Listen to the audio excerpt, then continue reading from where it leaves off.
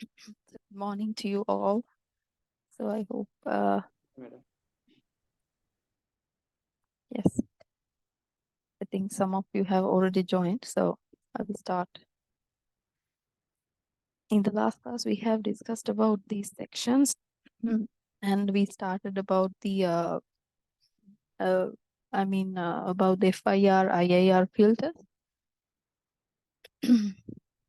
In the last class also, we discussed up to some extent on those sections.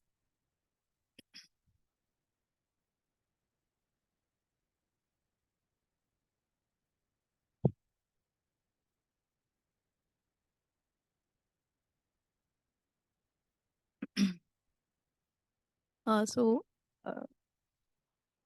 I think we will be focusing on the in today's class, we'll be focusing on the FIR and IIR filters, and then we will discuss about the wavelet transforms. So after that, we will be proceeding towards filtering in the upcoming sessions. So this is basically what we have been discussing about.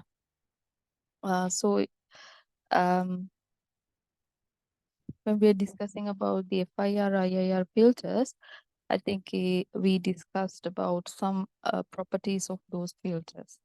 So I think we will go through some of the things that we covered in the last session, so that we will start from the point that we ended.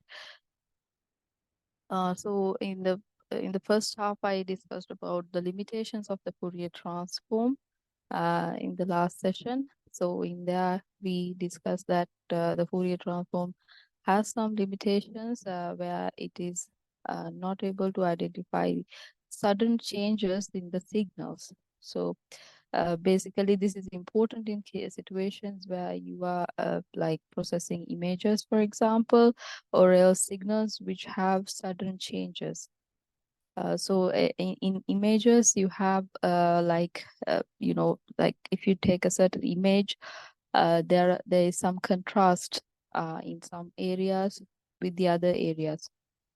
So in such kind of areas, such kind of situations, in order for us to identify such areas with a high contrast, we will be using these transform method to identify those areas. So Fourier transform is in that case might not be able to provide full resolution about the exact time or the exact location where the high frequency occurs in time. So in order for us to get an idea about the time where a certain abrupt change in the frequency occurs in the signal, we will be using something called the wavelet transform. So I think we will discuss about the wavelet transform in detail. It's just that we need to know that like in order to overcome the limitations of Fourier transform, we will be using wavelet transforms, which will enhance the information about the exact time at which a certain frequency occurs, and whether that frequency has high frequency components which are different to the original signal's frequency, and so on. So Fourier transform is not to be like considered like not important. It is very important in analyzing normal signals which are stationary. So when you're working with systems, I mean, where you don't have sudden changes, where you will be getting the same signal for a long duration, you can use Fourier transform to analyze the signals. So Fourier transform is something used for stationary signal analysis, whereas wavelet transform is used for non-stationary analysis or non-stationary signal analysis. So wavelet transform can be used in real-world applications, such as identifying sudden changes in signals, such as like earthquake signals or sudden like noise signals that occur. So whenever that we are taking some measurements from a sensor where you place in a certain environment, the environment like has certain changes, the signal that you obtain or the measurement that you obtain from the sensor will also have those sudden abrupt changes. So in such kind of extreme cases, or in such kind of like unexpected cases, the wavelet transform comes into play. However, when there's no such kind of changes, abrupt changes, and when the system stays like statistically same in at all the time instances, then we consider that signal is undergoing a stationary process. So that signal is actually a stationary process. So the signals, I mean, characteristics do not change over the time. So I mean, if you take this first signal in here, the characteristics of this signal, if the frequency remains same over the time duration, then we can consider that if the amplitude, frequency, and other characteristics do not change over the time, then we can say that this is a stationary signal. So for those kind of signals, we can easily use Fourier transform and use that to analyze the signal's behavior and identify the frequency components of that signal. So in Fourier transform, we don't get time information. So that is something that we have to understand. And also in Wavelet, we get both the information, like frequency information and also the time information about the signal. So exactly when a certain time, exactly at what time instance a certain frequency occurs and in what strength it occurs is given by the Wavelet transform. So using the wavelet transform, you can identify sudden abrupt changes in the signal like this and identify the time where it occurs and also identify the intensity of the frequency in that time instance. So with the Fourier transform, actually, as I said, we can understand stationary random processes, and we discussed about how we can mathematically model the like correlation properties at the input and the output of a LTI system, considering that the random process is a stationary process. So when we are analyzing this system, and in this module, we'll be basically focusing on random processes which are stationary. So considering that the process is stationary, we have defined some relationships between the input and the output. And we have defined those relationships considering the correlation between the input signal with its own signal and also the correlation between the input signal and the output signal, where you call that the cross correlation between X and Y. So in those kind of cases, we actually develop some, relationships between the input-output correlation values. So I think that we did in last, session before last, and I think those are also kind of important. Anyway, like we discussed about the different transform types that we can use to analyze the LTI systems. So one thing we need to know is that we can use, um, so we can, we discussed about the classification of the transforms, and we discussed about the continuous time transforms that are possible, and also the discrete time transforms that are possible. So the continuous time processes can be done under Fourier transforms and Laplace transforms. And these continuous time processes are actually processes that can be done for theoretical modeling of a system. The reason being that although we have this continuous signal in theory, we might not be able to really measure it in the real world, because in the real world we are using sampling, quantization, and other technologies to retrieve the data at certain specific time instances. So which leads us to do the discrete time transforms. So in real world, we'll be actually measuring the signal in discrete time instances. In that case, we will be using Fourier transform and Z transforms. So when we consider about this Fourier transform and Z transforms, Fourier transform actually involves with discrete Fourier transform methods, fast Fourier transform methods, and it deals with like e to the j omega terms. So sometimes actually working with the omega is a little bit difficult or challenging, and therefore a simpler version or a simpler way of calculating is introduced by the Z transform. So Z transform is primarily used to reduce the complexity of the computations and do the transform and give the correct answer back as well. So what I mean is that even if you do with Fourier transform or Z transform, you will be able to get the same answer.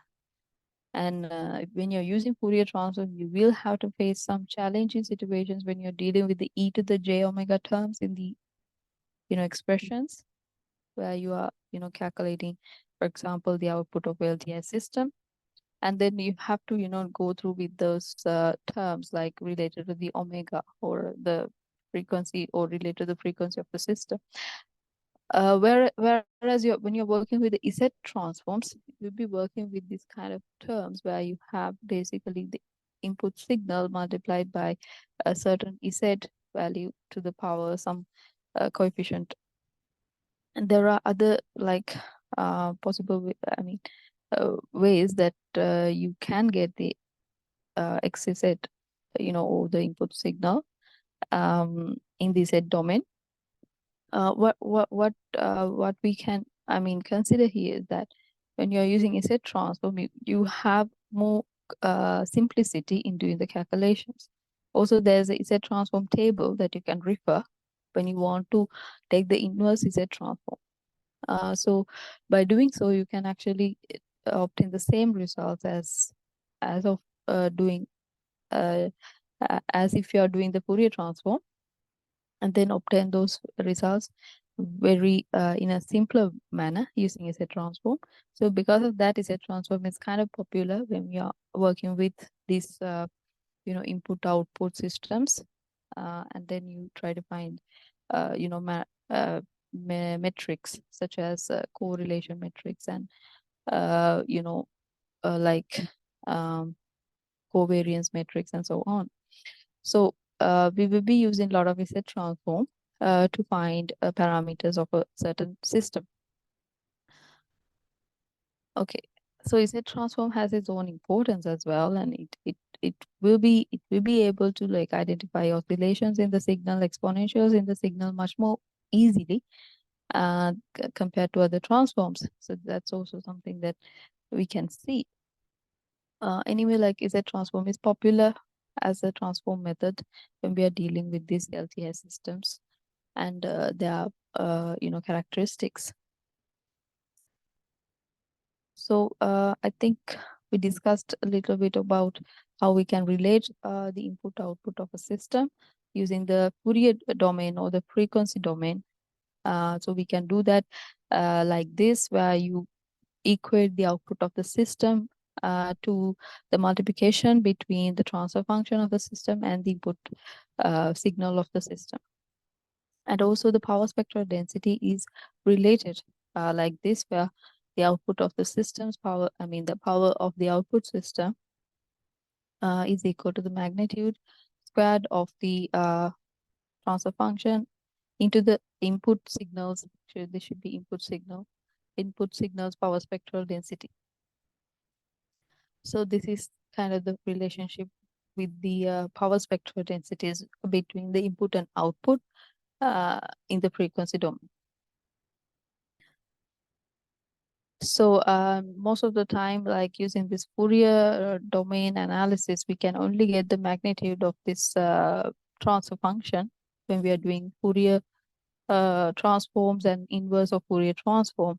However, like when you're using Z transform, you can also obtain the phase response or the phase difference that occurs at the transfer function as well. So the phase information also can be obtained using Z transforms. So therefore, actually, Z transform actually provides not only simplicity in the computation, but also gives some, some specific details regarding the transfer function in terms of magnitude and also phase. And then the DTFT, therefore discrete Fourier transform, it might not be convenient when we are working with the e to the j omega terms, and therefore we'll be opting towards using Z transform, where you can actually do more convenient calculations and also use the tables for inverse transforms. Then the relationships that you can write or give for the relationship between the input and output using the autocorrelation values at the input and the output is that this relationship. So you might need to remember this because this is a very important equation. So when you're given the autocorrelation in the at the input signal and you are given the impulse response HZ, then you can find the output autocorrelation value. So we actually solved one of the questions during the last class. So using that, we were able to find the output autocorrelation value. So and then we started discussing about the FIR and IIR filters. So in the FIR filters and IIR filters, we can observe some distinct change or a difference, and that is mainly because the FIR filter has a finite impulse response, and the impulse response of the FIR filter is for a finite duration. So what is meant by that is that once you give an impulse to the FIR filter, the output will be shown for only a finite duration. Whereas when you take the IIR filter, the output filter response will be for infinite duration. The main reason being that the IIR filter takes into account both the past values of the input signal and also the past values of the previous output values. So because of all these, like taking consideration about previous output values, which is kind of the additional thing with the IIR filters. The IIR filters output does not die out. It decays, but it doesn't equal zero. So because of those things, infinite duration because of the infinite duration of the impulse response, the IIR filter is actually known as like infinite impulse response, and therefore it has a like a long duration of impulse response that is occurring. Also, it's actually mainly because of that, and because of having like continuous, feedback from the output um, to the to the to the current output like of the system. Now, if you consider these two mathematical models, this actually represents the FIR filters time domain model, and then it is actually like depending on the past. I mean, this is actually depending on the like past values of the input, and then however, like this IIR filter depends only. I mean, they depend both on the input signals past values and also past values of the output signal. So because of this like nature of this IIR filter, the IIR filter generates its output by considering both the past values of the input signal, which comes from this section of the diagram, and also from the combination of past values from the output of the signal. So because of continuously getting feedback from output values of the signal, IIR filter is known to have like instabilities, right? Unstable filter when you consider with the FIR filter. The FIR filter is directly connected with the past values of the input. So past values of the input only determines its output, and therefore it doesn't have any feedback mechanism. There's no feedback which relates the past outputs with the input. So because of all that, it is considered that the FIR filter has more stability in its output, and the output is more stable in this FIR filter. So I think that that's basically that we discussed in the last class. So I think we will discuss more about this IIR and FIR filters further and get more information about how we can, uh, like understand their characteristics and also how we can solve problems related to this FIR and IIR filters. So one thing we will use this is this mathematical model, basically, which is that showing that the output of the filter is related to the past values of the input signal, and also these filter coefficients are also included in this expression. So when we discuss about this IIR filter has the filter coefficients defined for both the like xn minus k or past values of the input signal and also the past values of the output signals. So there are two types of coefficients available with the IIR filter. So AK, BK are two types of coefficients that are available with the IIR filter. So any questions up to now?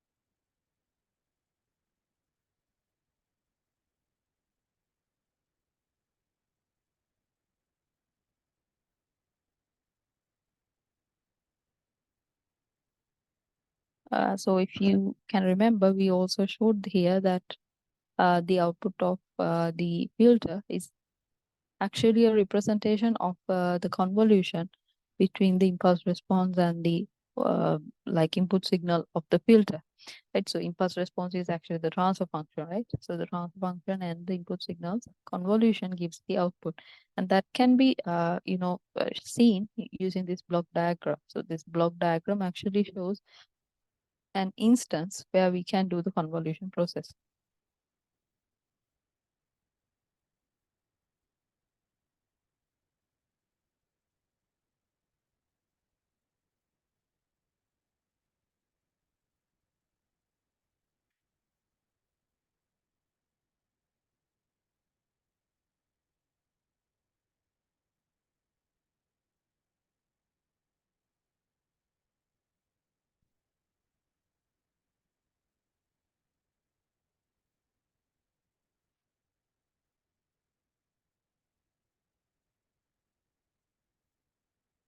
In today's class, I hope to cover these areas: FIR, IIR filters.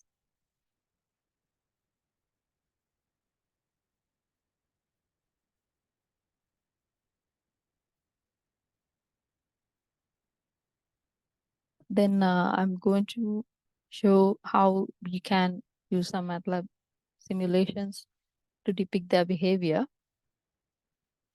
And then we will do some example sums related to FIR, IIR filters. And also we will start with a small introduction about the wavelet transforms.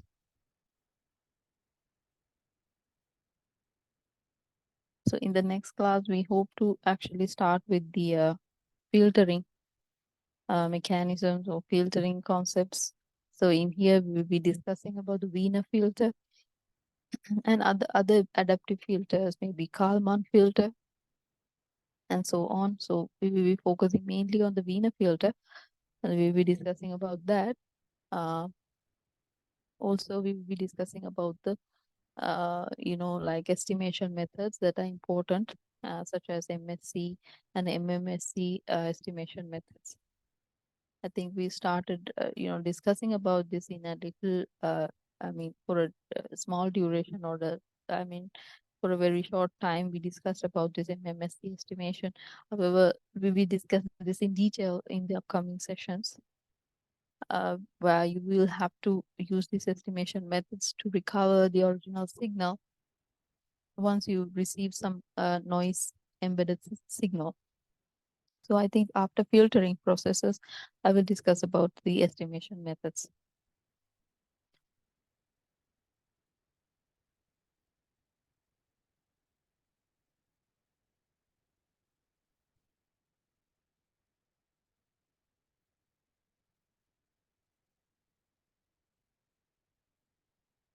So I will start with overview of the FIR and IIR filters.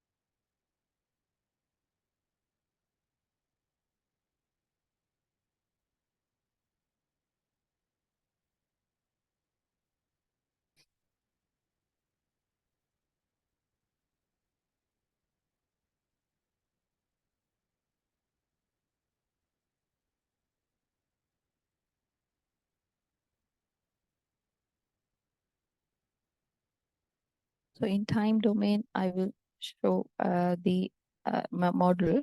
In the time domain, the model is yn equals k equals 0 up to m, right? Up to m. So bk and xn minus k. So this one represents the coefficients, right? The bk represents coefficients. If you have like a second order, I mean two tap filter. If you have a second order filter, actually you will have three taps, or L equals 3. So I will denote the number of taps or filter taps using the word letter L. If you're having second order filter, you will have three taps. If you have like first order filter, that means you are having, I mean the maximum, like, right? You're having maximum of two taps, which is L equals 2. So we will discuss about this also, I mean, using the block diagram. So we need the block diagram to discuss about how you can get the number of taps and how you can define that in the diagram. Also how different coefficients are allocated based on the number of taps. So we will do that using the block diagram in a visual manner. So the number of taps can be determined based on the number of coefficients you have here. Then the time domain representation of the IIR filter can be given using both the input and output values. The output will be yn equals this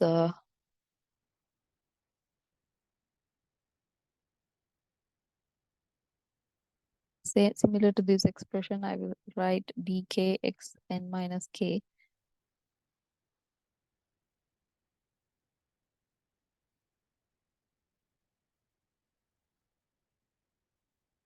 minus again the filter coefficients in here. You take from 1 to the maximum amount, which is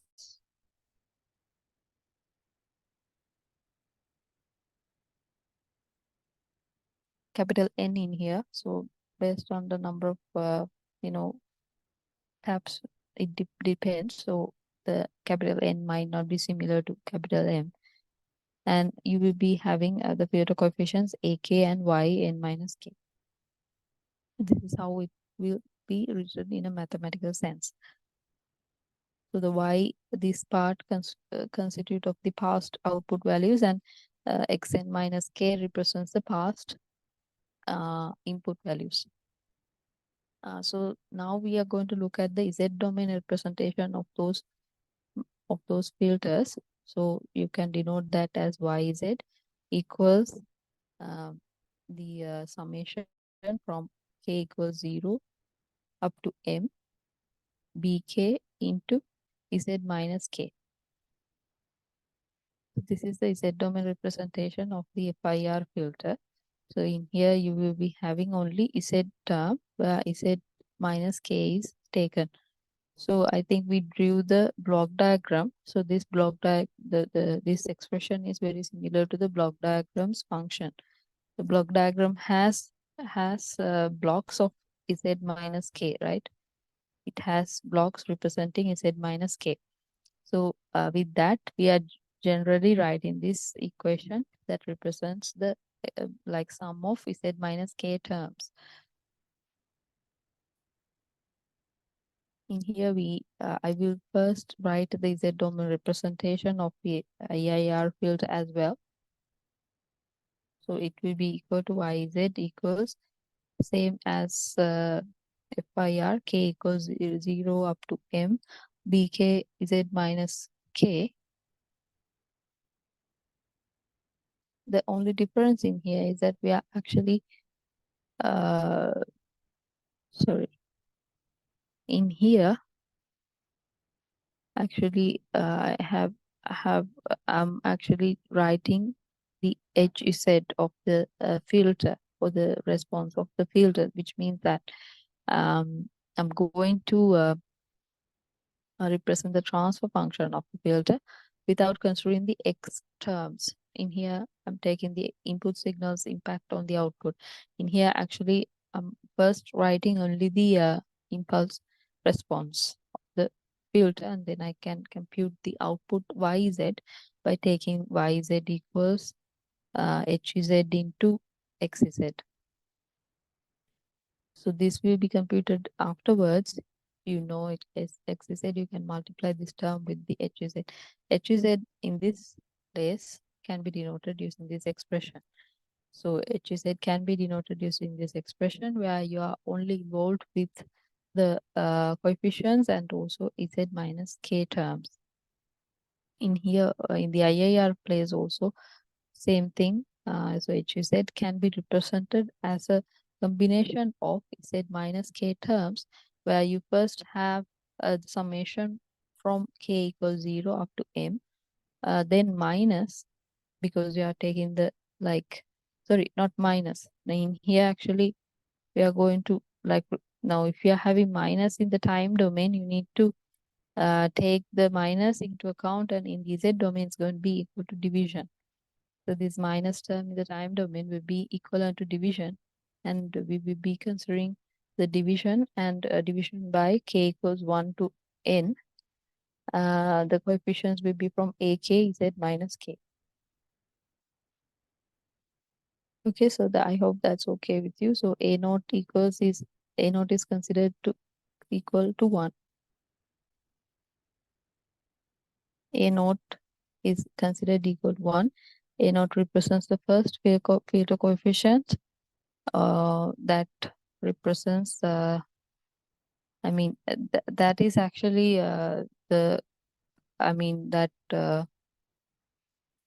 coefficient that is added to the output without multiplying with any input signal, output signal values.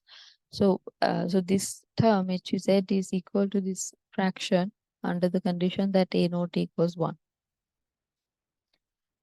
HZ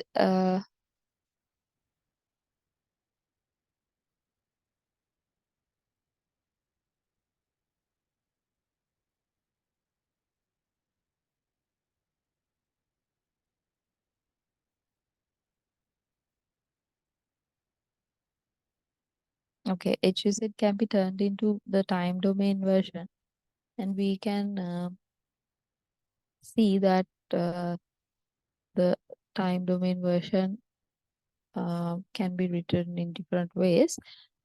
Before that, in here in this expression, the HZ shows roots, right? The roots of the HZ, the roots or the values of HZ, where the function HZ becomes 0, we call as roots, right? So in here, actually, we have both, like something called the poles and zeros.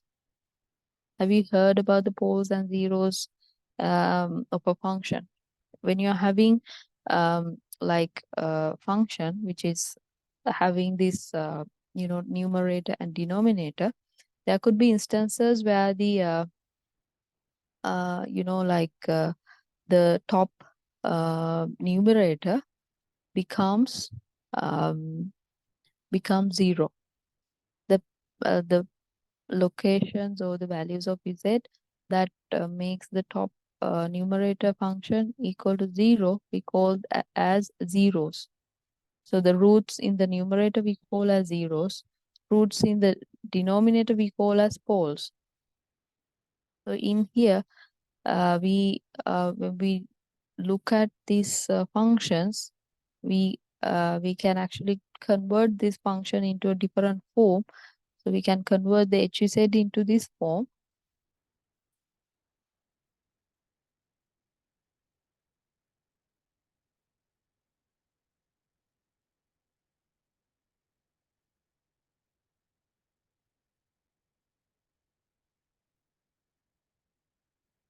Where you write the top term as a product of z minus 1 terms.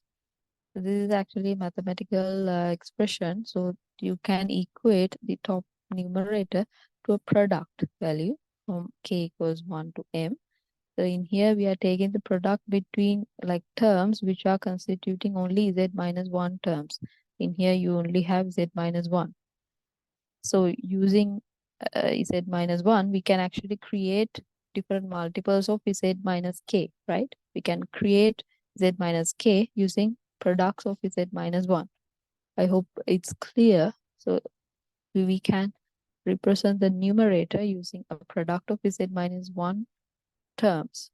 So finally, we can come up to this term, the top. Similarly, we can do the same thing for the denominator, where we have another product which can be written as the product of terms that also has z minus 1 terms, and the like coefficients are said to start from like k equals 1 to n. So this is how it's actually written. So you can like get the same expression using this type of a format. So the most important thing in here is that we wanted to show that there are some, places where this denominator becomes zero. So in those kind of places, the value of z is known as the poles of the function. So the denominator, where the z values become zero, we call as poles. And similarly, for the numerator, the places where z equals zero, or the place where this function equals zero, and the place where the z, the values of z at that point is known as zeros, right? So at some point, the numerator becomes zero. At that point, the values of z we call as zeros. So the HZ of the IIR filter that we were discussing about has all these zeros and poles because it has positions like related to those roots both in the numerator and the denominator. Whereas when you take the HZ of the FIR filter, the FIR filter can be represented as just a fraction which has only a numerator. The denominator will be zero, will be one. Denominator will be one. So the HZ can be represented using the product of Z minus 1 terms using this mathematical equation. And in here you can write that HZ using 1 minus CZ minus 1. So in here the denominator value will be 1. In here, therefore, there are no places that, the pole is at Z minus 0. There's no z value which is like above or except 0 that will satisfy the root of the denominator. So there's only one pole. There are many zeros. So the zeros happen in the locations where the function in the numerator becomes 0. So at those locations, the z values that you have, we call as zeros. So there are multiple zeros and only one pole. So because of that, the impulse response is is kind of stable. The impulse response or the response of the filter, FIR filter response is more stable than the IIR filter.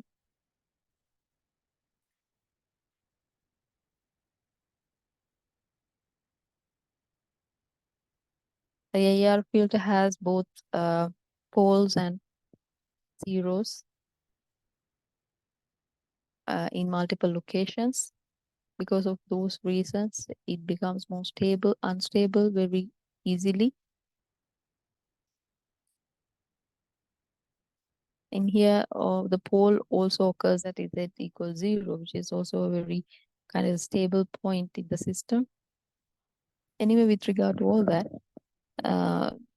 if we are going to implement FIR filters, we can get this advantage of a stable filter. Another characteristic in here is that the FIR filter's impulse response dies out after the number of after a finite time duration, right? The impulse response dies out after some finite duration.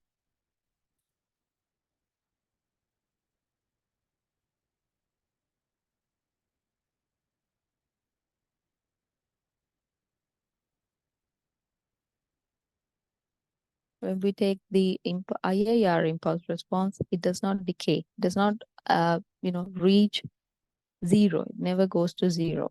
The impulse response does not die out and go to 0. It will be like something similar to or approximately close to 0 if there's a decay, but it won't exactly be equal to 0. So the impulse response never reach 0, and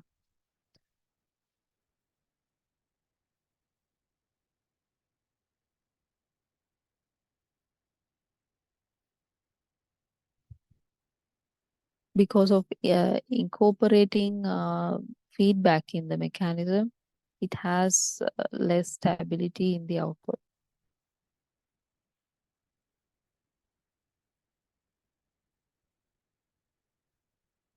Because of incorporating feedback, it has more instability in the system or instability.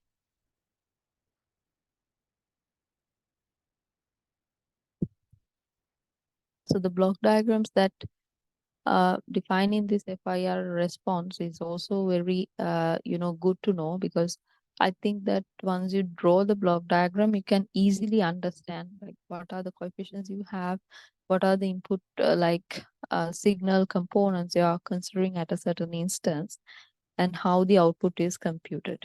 So those things I think we can see from the block diagram that we can draw.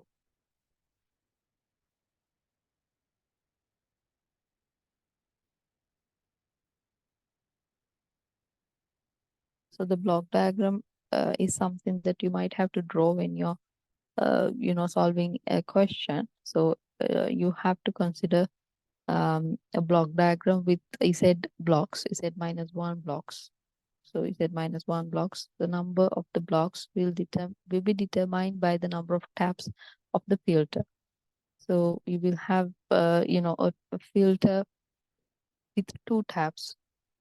So in that case, you will be I mean the number of taps actually indicates the number of coefficients you will be have to deal with.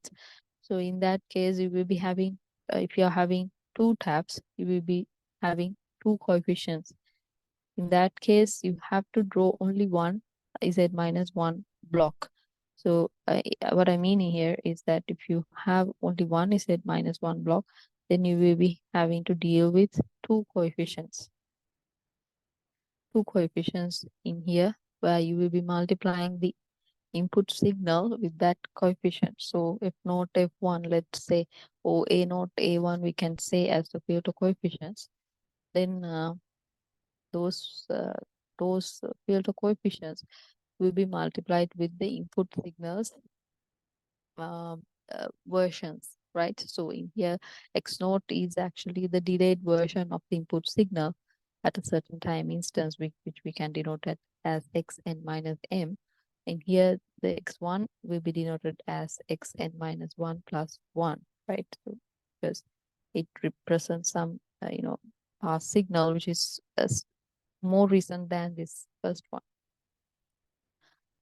Then we can multiply these signal components of x with their respective filter coefficients, which are given using A1 and A0, and those will be like then summed up and will be sent out as the output signal. So this process is actually showing the convolution process. So therefore, using this block diagram, what we're actually doing is convoluting the HN with the XN. So this operations output actually is given by this block diagram. So for each x minus 1 block, you have to have these field coefficients. You have to take the multiplication with those coefficients. So anyway, like we can take the sum of all those values and take the output. So in here, I'm considering a 4-tap filter as the example, and you can take outputs from each of these branches, take the sum of all those outputs, and then put the output as yn, and then equal it to hn convolution xn. Also, you can denote as yz hz into xz. Similar block diagram can be drawn for the IIR filter. In there, actually, you have to consider both the input and output values and their delayed values. Because of that, we need, like feedback mechanisms. So because of that, we need to show all those feedback using the block diagram. So we have to have all that, diagram that shows those, the, the input output values, past values, and those things. Before drawing that, I think there are some aspects that defines FIR filters characteristics. So I think, try to include that in here. So with the FIR filter, if we have um, if we have if we have a target for implementing a certain filter, then we need to have like finite. We will be anyway having finite number of coefficients. Another thing is, in order to obtain the specific ideal filter, we need to use high number of coefficients. So, I mean, with the current conditions, because with the IIR filter, you only have a finite number of coefficients, you might not be able to, right? You have finite number of coefficients, and you might not be able to replicate the ideal filter, right? Not able to replicate the ideal filter in this instance. So in that case, sometimes you will have situations where you have a filter response which is not exactly like square, for example. If we are considering this filter in here, yeah, like if I'm going to represent this filter response as a plot between the frequency and the power spectral density, then the frequency response will not be in this rigid format. The FIR filter cannot sometimes produce the exactly like a rectangular or very ideal filter with the amount of finite coefficients it has, with the limited number of coefficients it has. Might not be able to produce this, but it produced something similar to this with a roll off. So there's a filter. If you have this filter coefficients, you have to have a certain roll off at the end. This roll off will be determined by the coefficients that you use and the order of the filter, and also as well. So the ideal filter we might not be able to achieve. However, you can actually achieve a filter very close to the ideal filter, and that filter will have some roll off at the edges of the filter, such that some of the frequencies that you don't require to be filtered will be filtered by this. Sorry, some of the filters, some of the components that you want to take inside will not be able to be taken because of this roll off. Sometimes you need some frequency components and they will be not there in the output, but FIR filter can be optimized using the filter coefficients. So this FIR filter can be designed based on optimization. You can optimize the amount of filter coefficients you use, and build a trade-off between the filter response and the number of coefficients. So you can build a certain relationships, like with this number of coefficients you will get this output, and so the maximum you can do is like maximize the filter coefficient such that you minimize the error between the ideal filter and the obtained filter. Right, so you need to use optimization to optimize the number of coefficients that you use to obtain the ideal filter that you want. So sometimes if you want to like optimize up to a level where you want to like achieve the ideal filter characteristics, you might need to use a high number of filter coefficients, and therefore there could be some like instances where you have very large number of filter coefficients. So in situations like that, you will be having filter coefficients which are equaling 100. For example, there will be hundreds of filter coefficients that are required in this instance.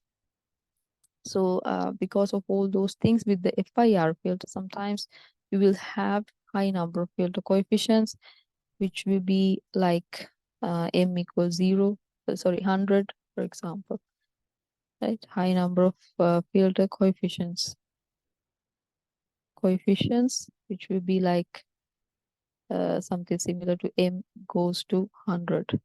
M represents the number of filter coefficients, and in this situation where you have high number of filter coefficients, you will have M as a high number, which is around the range of 100, for example, where actually it will be hard to implement this filter, really.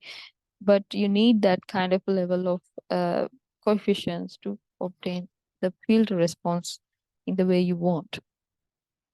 Also, with the FIR filter, you can obtain something called the linear phase. You can obtain something called linear phase. So that is also a characteristic of the FIR filter. So with the FIR filter, you can obtain something called the linear phase, which means that whenever you have a certain input signal, the delay you are adding, the delay you're adding on each of the frequency components in the system is going to be linear, and it's going to be equal it will be a linear, it will be a linear delay added for each of the frequency components. Whereas if you take a nonlinear phase response, in that case, there will be different delays added to the filter filtered output of the filter. I mean, if there are some frequency components in the, like let's say in the input signal, let's say there are some frequencies in the input signal. After you filter this, you will be actually delaying each of these frequency components with the same delay. Once you're having a linear phase response, you're having one D1 delay, then D1 delay will be added to each of the frequency components when you consider them. But if you're considering the IIR filter, the case will be different. The IIR filter, there will be having nonlinear phase response, and in that case, different delays will be added to the different, frequency components you're having in the output. So with the FIR filter, you are able to get linear phase response. So also you can also obtain like arbitrary magnitude and phase responses using this FIR filter, which means that you can control the magnitude and phase of the output. So using FIR filter, you can obtain like field responses considering the like required magnitude and phase of the output. So you can design the FIR filter such that you can obtain an arbitrary magnitude and phase response of the system as you want. such that you can like obtain an uh, arbitrary or a specific like magnitude and frequency response from the filter.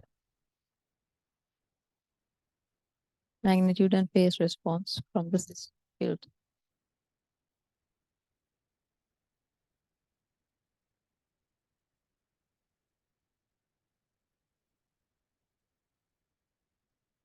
So you can design the filter such that you can obtain a specific magnitude and phase response from the filter. So this is also one of the advantages of the FIR filter. When you consider about the IIR filter block diagram, I will not be drawing it today. So in here, I think you will need a lot of space. And I think in the last class, I think I drew this big diagram related to that. So I think you can refer that same diagram. So in here, IIR filter shows like how the connections are made about the input signals values and then the output signals values. So in here, actually, we will be having both AK and BK filter coefficients, which means that there are two types of filter coefficients. Also, these two types, because of having these two types of like filter coefficients, it helps in obtaining an ideal filter that we expect. So obtaining ideal filter can be done with, if IIR filter by combining the uh, effects of AK and BK. So also, I mean, we can implement filter designs which are related to frequency selective gain filters. So in IIR filters, we can design filters which are related to frequency selective gains, which means that these filters are able to obtain a frequency selective gain. A frequency selective gain is able to be obtained using these IIR filters. So you can implement filters such as band pass filters, stop band filters, pass band values. Those can be defined, and you can implement a certain filter by considering the pass band, stop band, those characteristics. So actually you have band pass filter. There's no pass band filter, but you can consider parameters of pass band values, right, and stop band values when you're designing this filter. So what I mean by this is that like pass band values, stop band values that define the band pass filter's response will be like will be considered.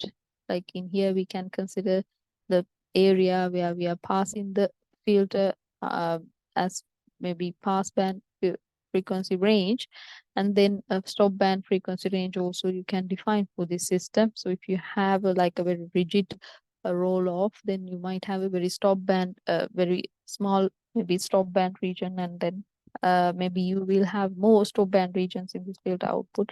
So depending on those characteristics that are required from this filter response, you can define the band pass filter.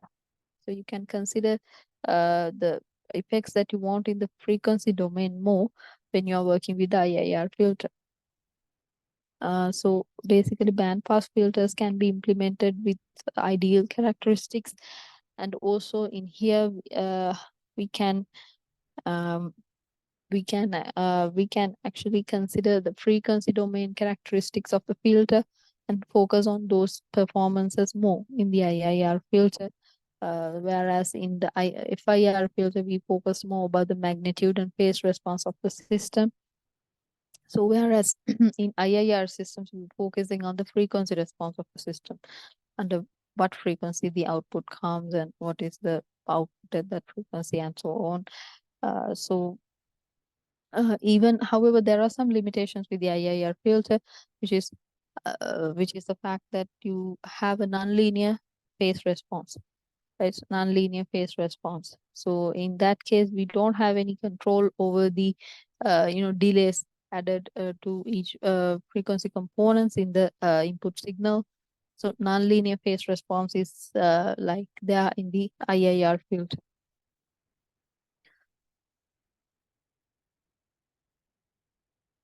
Another thing to understand or just uh, discuss is that with respect to the number of coefficients, IIR filters can be implemented with lesser coefficients than the FIR filter. So FIR filter, I told that we will be needing higher number of coefficients to implement an ideal filter. In that case, of course, we'll be having to have a lot of, storage points in the system and so on. However, if you are implementing IIR filter, sometimes, I mean, in most of the times, you don't need a lot of filter coefficients, which means reduced resource allocations and therefore like easy to implement than FIR filters. So with the number of filter coefficients, the number of filter coefficients will be lower than the FIR filter.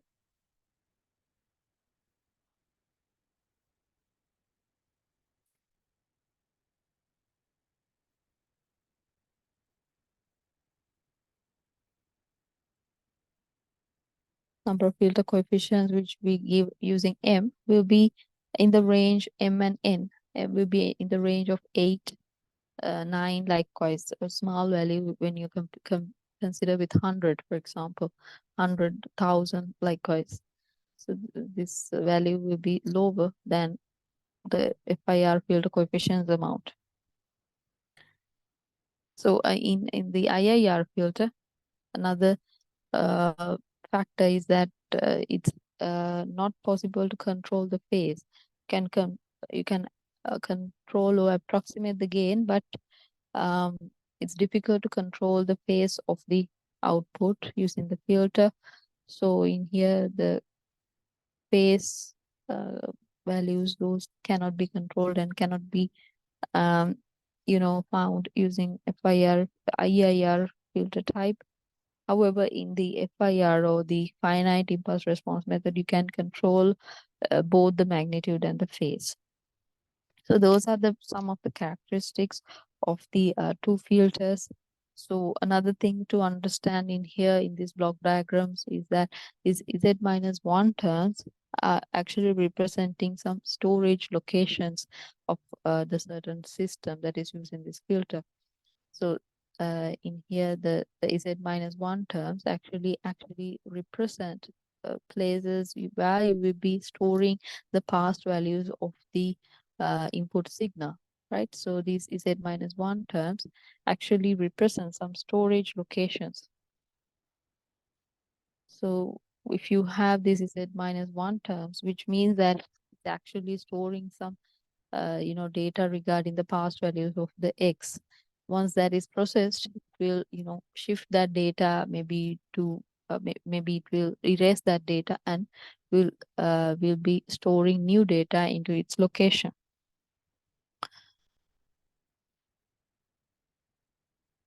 So once you have a lot of Z minus one terms, it means you need a lot of storage for that filter.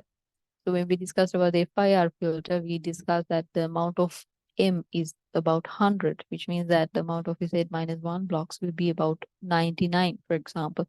That case, you will be having to implement this 99 values in the storage. So that is going to be costly in terms of resource. Any questions up to this point?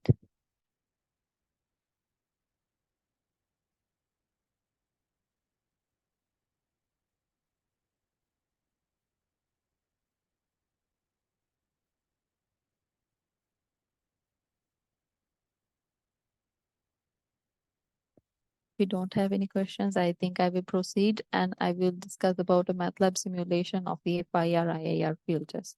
I believe that that will be a different thing. So we'll be discussing about the Matlab simulations. So how we can actually implement Matlab simulations is what we will discuss here using the already available functions in there.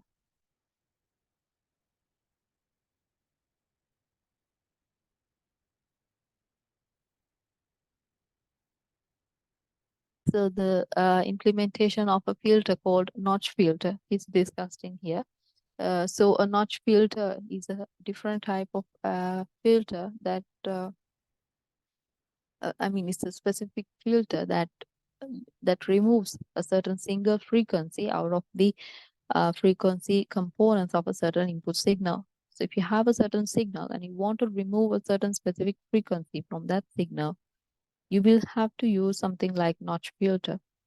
And although I try to show this now under FIR principles, where the number of coefficients are there and the denominator is 1. So in the FIR filter, you will be having, components, filter coefficients, which denotes the, past values of the input, right? So in here, I'm going to implement the filter using only the past values of the input, which means it's a FIR filter.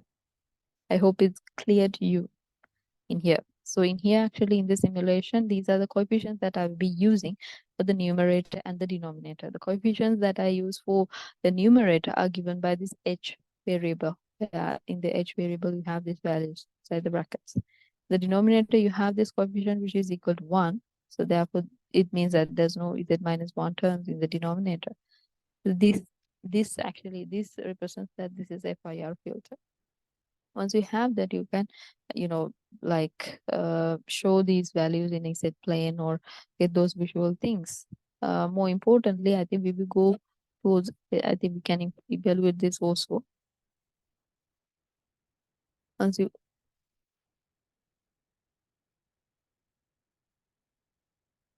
so the output that you get in that instance is like this. So the values of the poles and zeros you can obtain using the Z plane, I mean commanders. So in here you will have certain poles. Pole is at Z equals 0, and there are roots.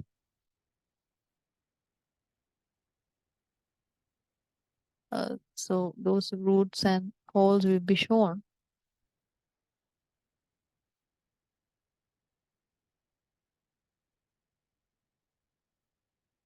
So you can search about the Z plane command if you have the possibility. And then now if you are going to implement the FIR filter, you have to define the impulse response. Then you have to define an input signal, input signal to consider. Then you have to input that into the filter and you can get the output. So the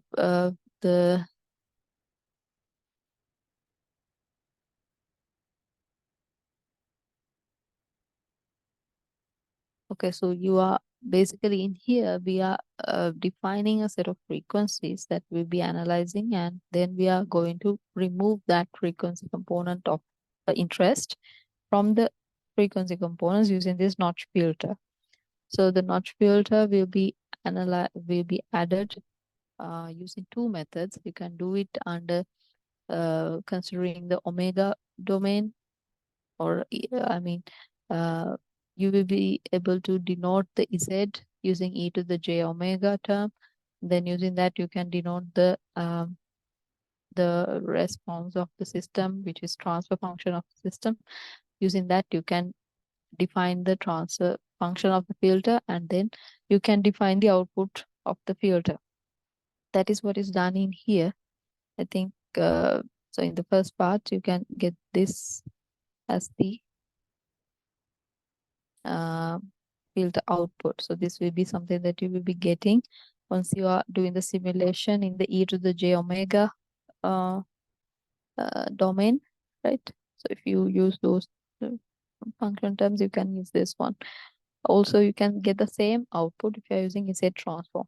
So the first this e to the j omega term method was actually related to the Fourier transform method.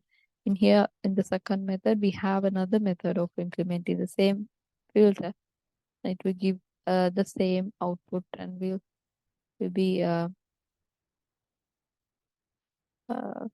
be plotted on top of the other. So this is what we get once we plot the second filter. So the second filter looks like this, right? The second filter looks like this, which is in red color. So in both methods, we get the same answer, right? So I hope it is clear to you. So in this second method, we are doing the calculations under the Z domain. In the first method, we are doing the calculations under the e to the j omega domain, or about mainly frequency or Fourier domain. So when we are doing the filter, I mean response, when we are plotting that, can get the same output whenever we either create the either consider the j omega terms, or whenever we consider the z terms. So it doesn't really matter. You can get the same output even using z domain transforms. And also, like, can you tell me, like, what is the frequency that is getting filtered out from this filter, from this notch filter? The magnitude of the frequency components are given in here. The frequencies are given in here. So what is the exact, like, or roughly, can you tell me an estimated frequency value that is getting filtered from here?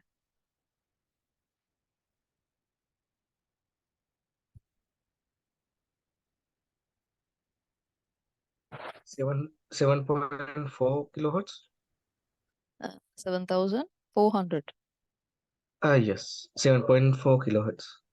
Okay, yeah, something similar to that. I think you can find the exact point.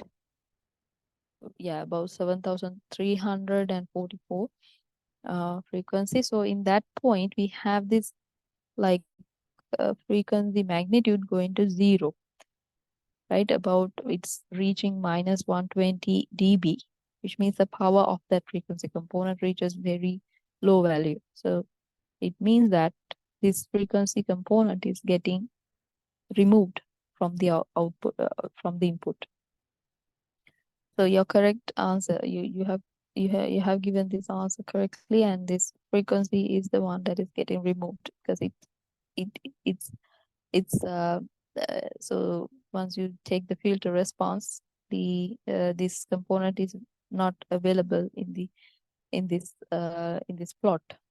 So that means there's no frequency component with this frequency value in the output. So this notch filter is used in situations where you want to remove a single frequency or a band of frequencies, some band of frequencies from the input signal. So when you have like a power line, for example, power lines with noise at a certain frequency, let's say it's 50 hertz, 60 hertz, something like that. If you have some noise with a certain frequency, if you know that frequency value, you can give that value for this notch filter, and you'll be able to remove it using this. Another like situation is that you can yes, so another thing is that you can implement this using notch filter. You can be implemented using IIR filters or FIR filters, depending on your, like, possibility to implement the FIR filter. You can implement the FIR filter.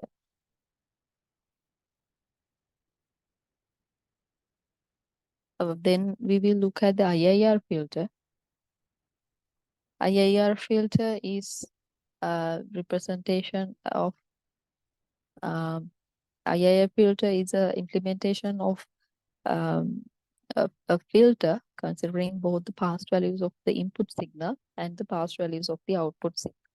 So in here, actually, we will be defining, like, filter coefficients, A, A, A and B type coefficients, AK and BK type of coefficients. So from this, we can understand this is the IIR filter implementation.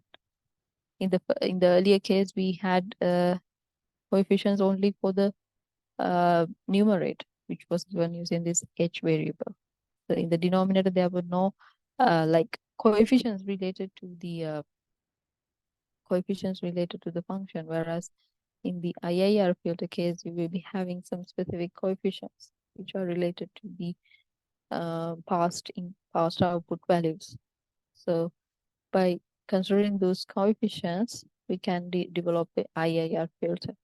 So in here also we can develop the coefficients, filter response. We can develop that using the method 1 or method 1, which is related to frequency domain implementation,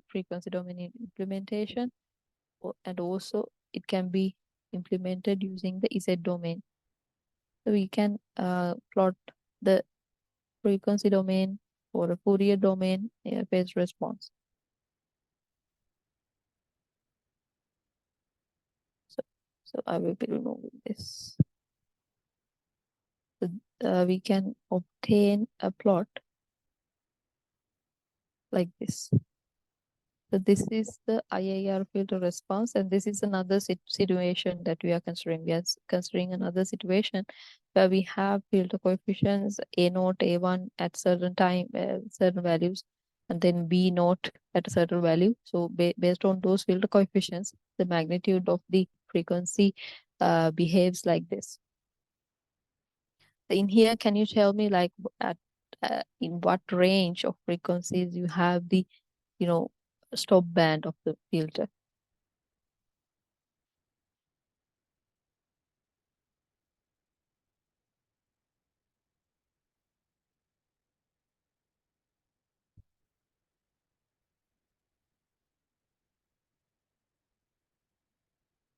The stop band means like that frequency range you don't you don't have a frequency. I mean, you're cutting off the frequencies in that band. Pass band means you are passing out the frequencies in that band. So band means like a range of frequencies. So pass band means like, so can you tell me like the pass band range of this filter, like the range of frequencies which we are passing through this filter?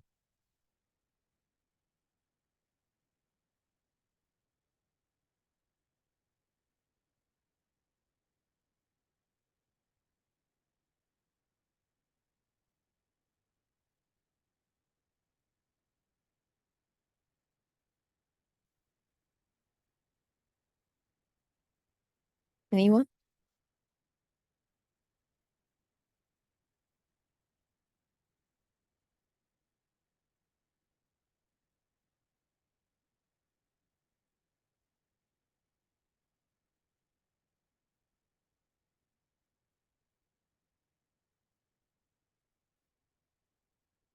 So in this case, we have a passband frequency up to about this point where you have frequencies of about 24 kilohertz.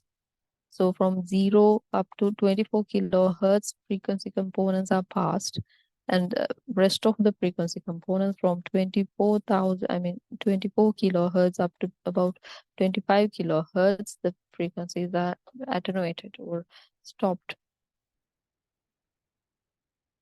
So in here, that is basically what we have as the output of the filter response. So the same thing can be plotted using the Z domain functions. So Z domain functions also can be used, and we can obtain response from the Z domain calculations. There is a little bit of difference with the impulse responses. Responses with these two mainly because I think in here we are actually, so in here I'm plotting something related to the angle and the phase of the response actually. So that is why there is some kind of a difference. But so if I close this, plot the first one and plot the um, plot the magnitudes of the second method only, I think I will be able to get some plot which is similar to what we got earlier. So this is the plot that you get for the magnitude response of the filter, IIR filter, which is also something similar to what we got earlier. So earlier we got this frequency response in here actually the value of frequency is 19 kilohertz. So the impulse responses magnitude is 6 dB. So I need to check about that. Most of the time that once you consider the function, it has been calculated based on the dB value. So based on uh, the values that you get for H1 and H1 and H1 in here, they are different. Then I think sometimes impulse response might be different. So basically the implementation using frequency domain and reset domain are given in here. So these codes I mean, share with you as well. You can search and plot and see whether there's some kind of a like filter response, and like you can check whether what parameters affect that. So in here uh, the parameters that include into the systems can change the output. So you need to check whether the same input parameters has been given in the second method as well. If they're different, then the output response is going to be different. The FIR, in here we are considering the IIR filter. So IIR filter has poles and zeros in this manner. So we can denote the poles and zeros using this kind of a plot. So that can be that can be done using the setplane command. So this basically these commands can be used for analyzing IIR filters. So that is regarding the IIR and FIR filter implementations in the Fourier domain, Z domain. So you can check the performance in your own time as well. Then I also want to discuss about an assignment that I have given to you. So in the last week, I think I gave an assignment in the LMS. So you can check that. Do you have any questions?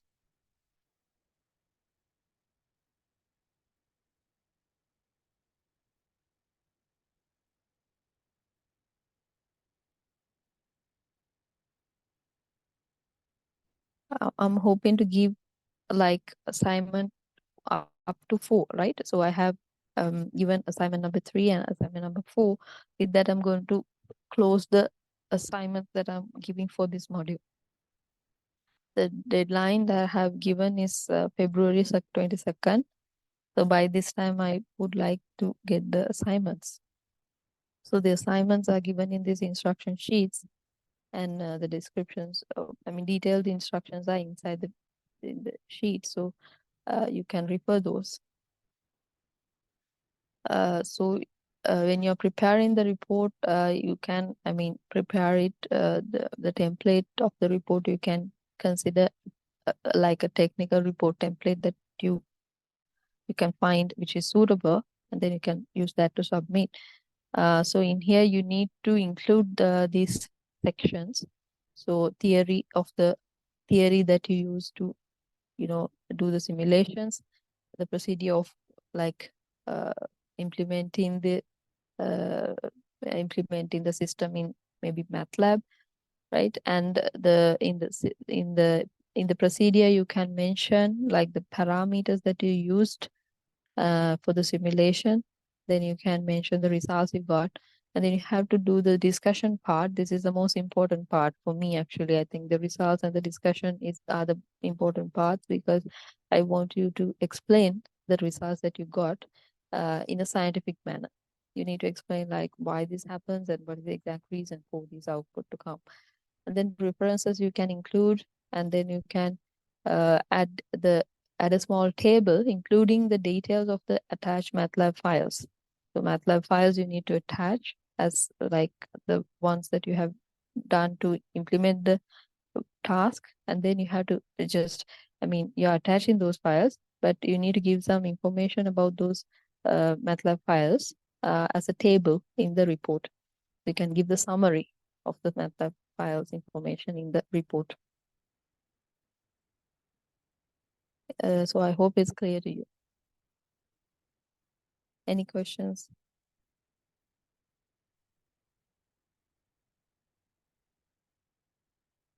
So if you get any questions, you can email to my email address. Also, I have given the percentages that I'm giving for this assignment for each student under LJMU and ECE.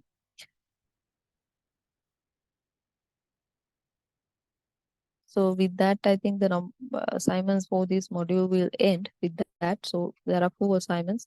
So the 4th assignment will be also like this, and it also has been uploaded to the system. So you can check it, and you can submit the report along with the MATLAB file.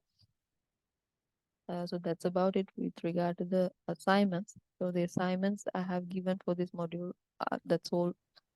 I mean, that's all that I'm giving. Question. Yeah. Good Yes. morning. Last 2 assignments, it says 15% of the marks for the assignments for the last 2 assignments. That would make it 30%. Sorry, I can't understand. For the last 2 assignments, Yeah, it says it's 15% from the assignments. 15% means like for the assignment number 2, you mean? Assignment number 3 and assignment number 4. You're so you're specifically talking about assignment number 3. 3 and 4. Okay. So you are requesting me to reduce the amount of percentage No. allocated? No. 3 said 15% of Mm-hmm. the module marks. 4 Mm-hmm. said the same, so that would make it 30%. How about the percentages for assignment number 1 and 2? Because in the module it says 70 from the exam and 30 marks from the assignments. So let me break it down to you. For LJMU, it's like 30% total from Yep. for the continuous assessment. So for I have divided the marks such that first 2 assignments, as I remember, I'm going to like find where I have recorded it, but like as I remember, I mean, I have given already in the reports, right? So in the assignment in here, I have given 5 marks for the second assignment for the LJMU I'm talking about. So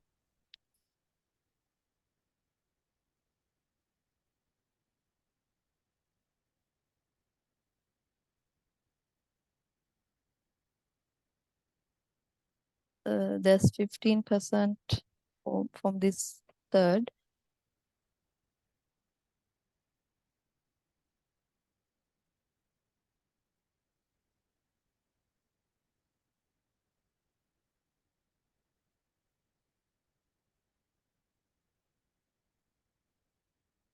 Yes. In here, it's going to be okay. This should be 5%. Yeah. This Okay. should be 5%. This is 5%, and so that this will have 5%. This will have 15%. Then it will be 20. And then assignment 2 will have 5%, and assignment 1 will have 5%. Okay. Understood. Thank you very much, ma'am. Okay, no problem. So I will update those percentage marks for the assignment number 4, and I will upload by today. So I think with that, I think I have actually, I mean, for ECE students, I have given 50% of CA marks for the assignments.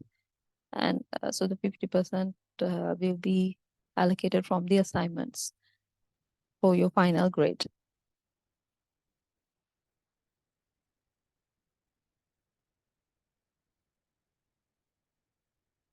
So any questions up to this point?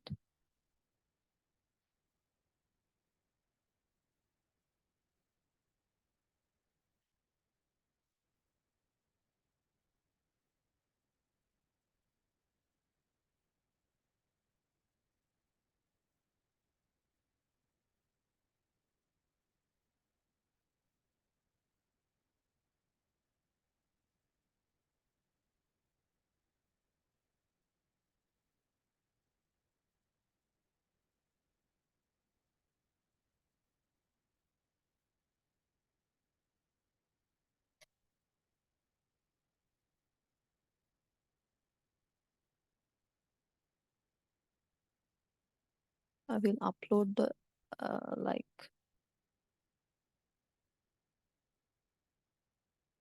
correct assignment. So in the meantime, I would like to know that do you have any access to the attendance monitoring system at SLTC? I don't think so, because currently your module is not available in the attendance monitoring system.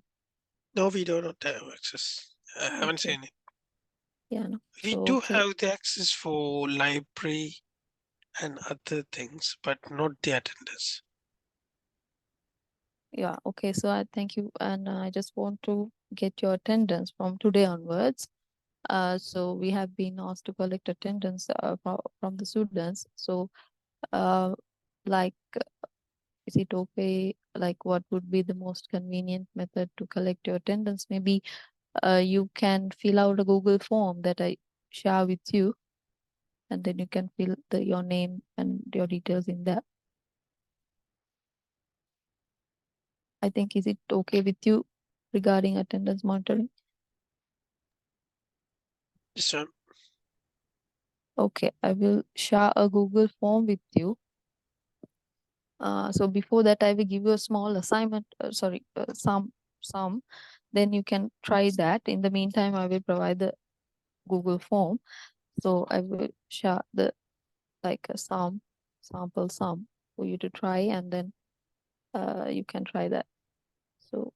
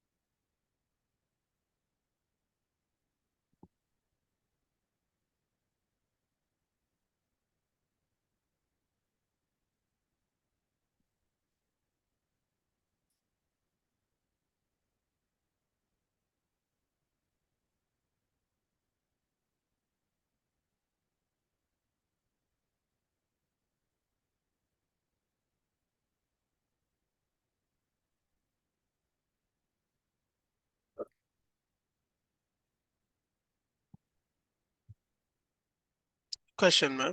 I think we do yes, have the access for attendance. Attend on. do you have the attendance? Do you have the access to attend on? I think so. Yes. Um, Attendance management system. mm-hmm. The thing But is that it requires a QR code to be yeah, scanned. yeah, I will provide that. The thing is that your module is not available in that system Oh, for okay. me I to understand. take your attendance, because if I search for your module, it's not there. So Google Form would be an easier way to do it, I think. maybe, yeah, for me, like just there's no possible way of getting it in here. So because it's not available as one of the courses, or else I can put it as a guest lecture or something and put it, maybe. No, Google Form would be a good idea. Because the system has not yet configured the MSc course modules in here. So Okay. that's the problem, I think. So anyway, whatever I'm doing, I have to put a certain code in here.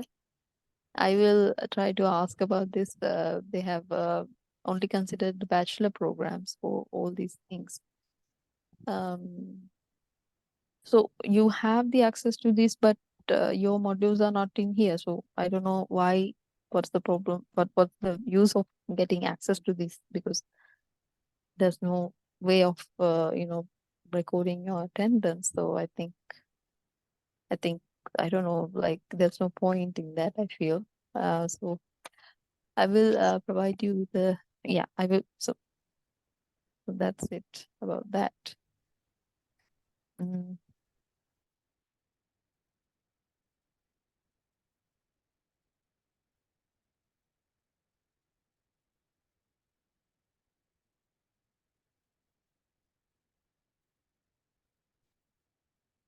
So this is some about FIR filter concepts. So using FIR filter concepts, you can, you know, try to solve this one. So you can consider a zero mean,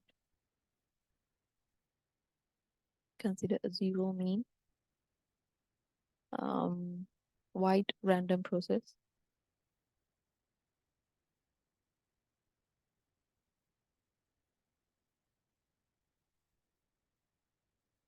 where the xn, or the input signal, which we denote as x inside square brackets n with autocorrelation function,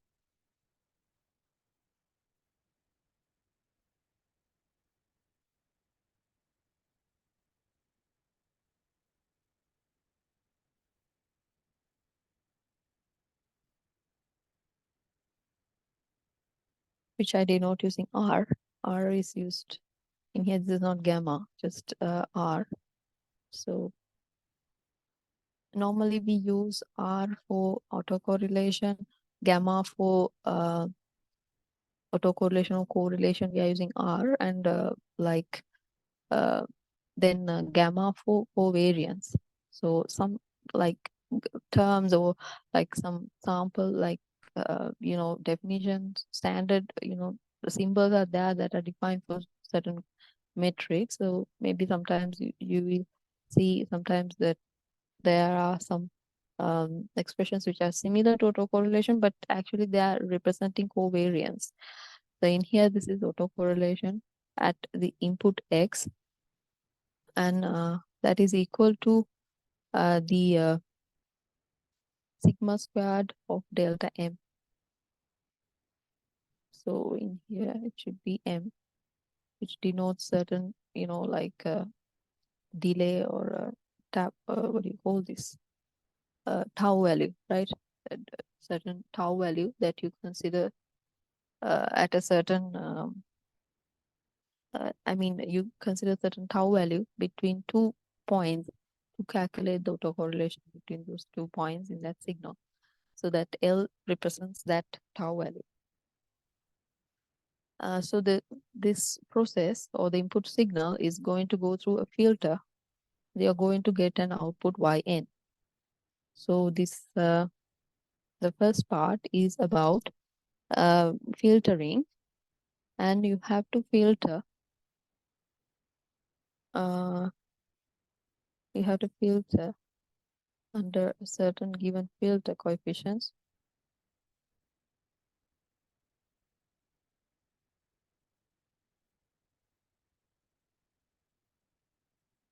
Right. So the coefficients are given as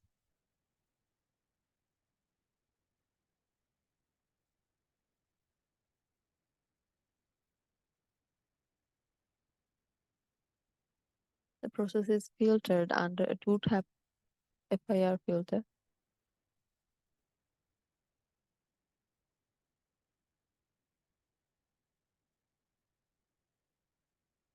right? Whose impulse response is given by the coefficients. Whose impulse response is given by the coefficients H0 and H1.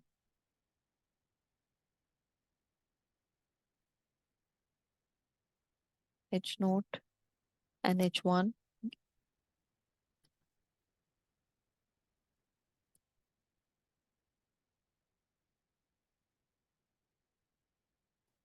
These coefficients are actually equal to 1. So we are asked to compute the autocorrelation at the output of the random process.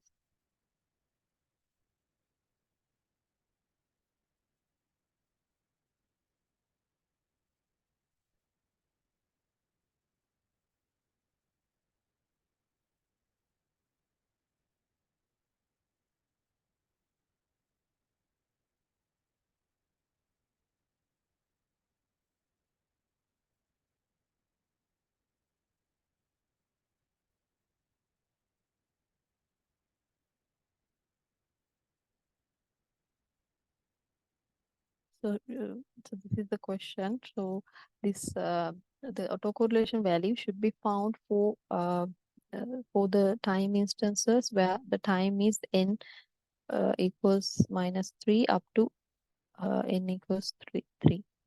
You have to find these values for this from n equals -3 to n equals n equals 3. Then you also have to consider some Z transforms, right? You have to consider some Z transforms as hints. I will give you some Z transforms of like basic functions. So the Z transform of delta n, Z transform of delta n is equal to 1. Then Z transform, sorry, Z transform of delta n minus n naught, where there's a shift in time by n naught amount, is equal to Z to the minus n naught. So these two hints you can take when you're calculating the output.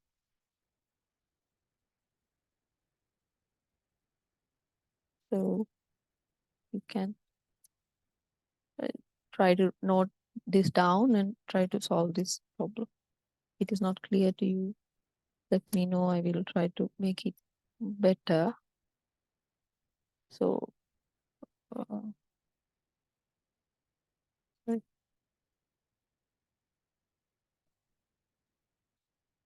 Also I will share the link with you in the chat if you want to can look at it.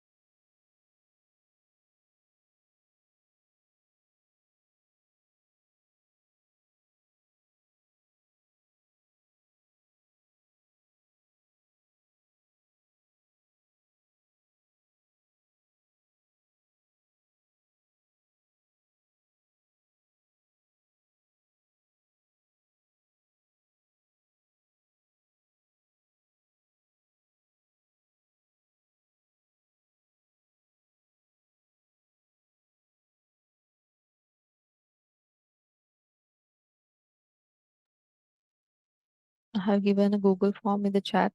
So in the meantime, please fill that one. Let me know if you cannot access that. Thank you.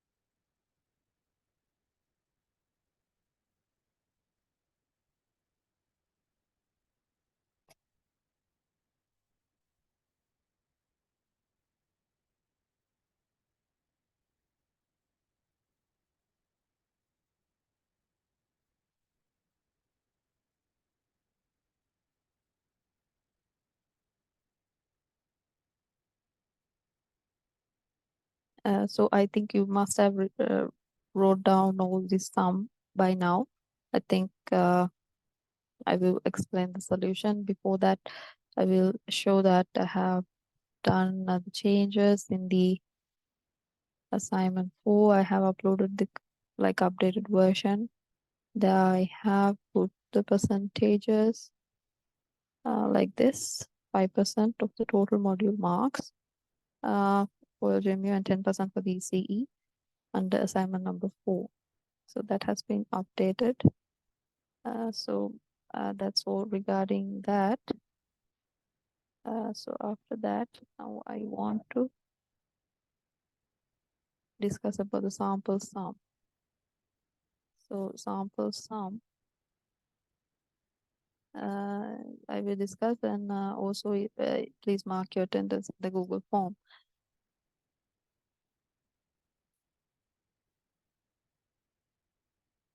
So this filter is a FIR filter. So I think you can draw the filters block diagram. So I think it would be easy if you do that. So you have two tap filter. Two tap filter mean two filter coefficients. So in that case, you will have this kind of a filter where you have two filter coefficients and two input values. So the input values I will mention in here as x0, x1. In here, the filter coefficients will be f0 and f1. You can also say a0 and a1. You can use a standard symbol for the filter coefficients. The addition of these two values that you get will result in the output yn. So yn is hn convolution with the input signal xn. So in here you can write the z transform values as well, which is yz into h. Yz equals hz into xz. The hz, which is the transfer function, can be denoted using a1 and a0. So there are two tabs, so two filter coefficients. One coefficient is h0, right? h0 is the first coefficient, h1 is the second coefficient. So this is in the time domain, right? Time domain filter coefficients. Or I mean, you can use the same filter coefficients for the hz representation of the filter as well. So when you're defining that, since for hz, it will be basically adding the filter coefficients like this. So h0 filter coefficients will be added like h0 into 1 plus h1 into z minus 1. And then since there's no coefficient in the denominator, it will remain 1. So hz will be 1 plus z minus 1. since H1 and H0 are 1. Is it okay? Then Hz minus 1 or Hz to the minus 1 is equal to 1 plus Z.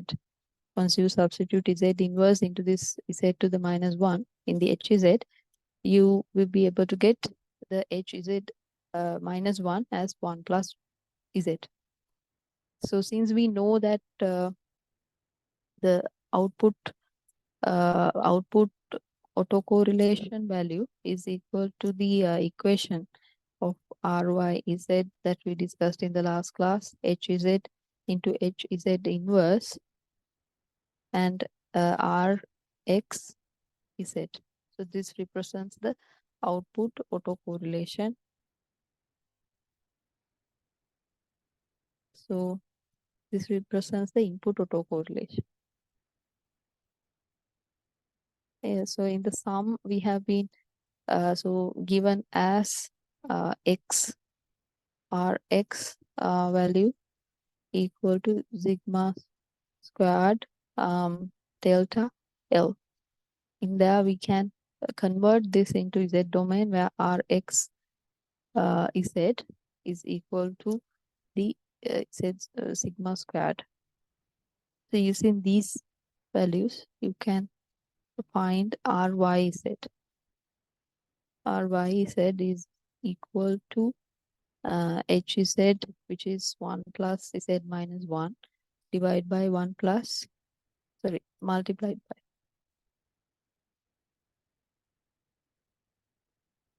Z minus 1 multiplied by 1 plus Z. I hope.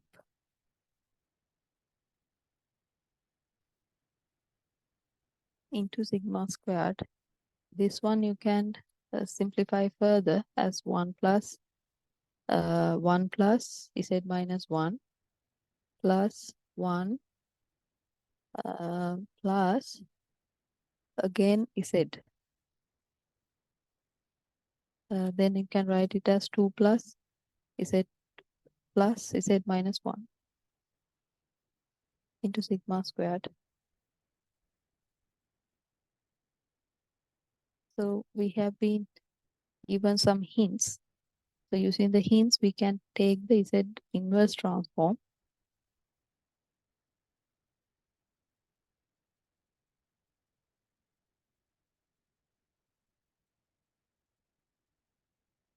So we can write Ryn or some kind of a tau value, Ryl is equal to 2.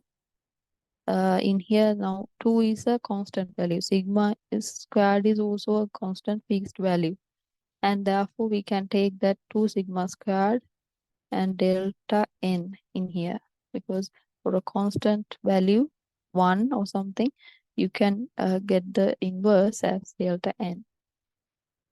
Then Z into sigma squared. Z into sigma squared means Z is like Z to the power 1, right? So if you consider that, then from the hint that we had earlier, where you can represent the shift of a impulse response, right? A shift of an impulse response, Z transform will give the value as Z to the minus n naught. So what happens when the minus n naught is equal to 1? When the minus n naught is equal to 1, it will correspond to n plus 1 in here. And it will equal to Z in here. So by taking that into consideration, we can write that in here we have a delta n plus 1 plus delta n minus 1. And then you also have the sigma squared terms. So by considering all that, you can simplify and write this as taking sigma squared out, sigma squared out. Then you can write this as 2 delta n plus delta n minus plus 1 plus delta n minus 1.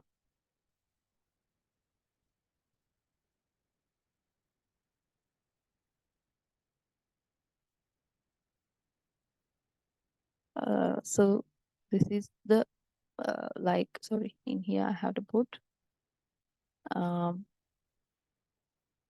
yeah. So in here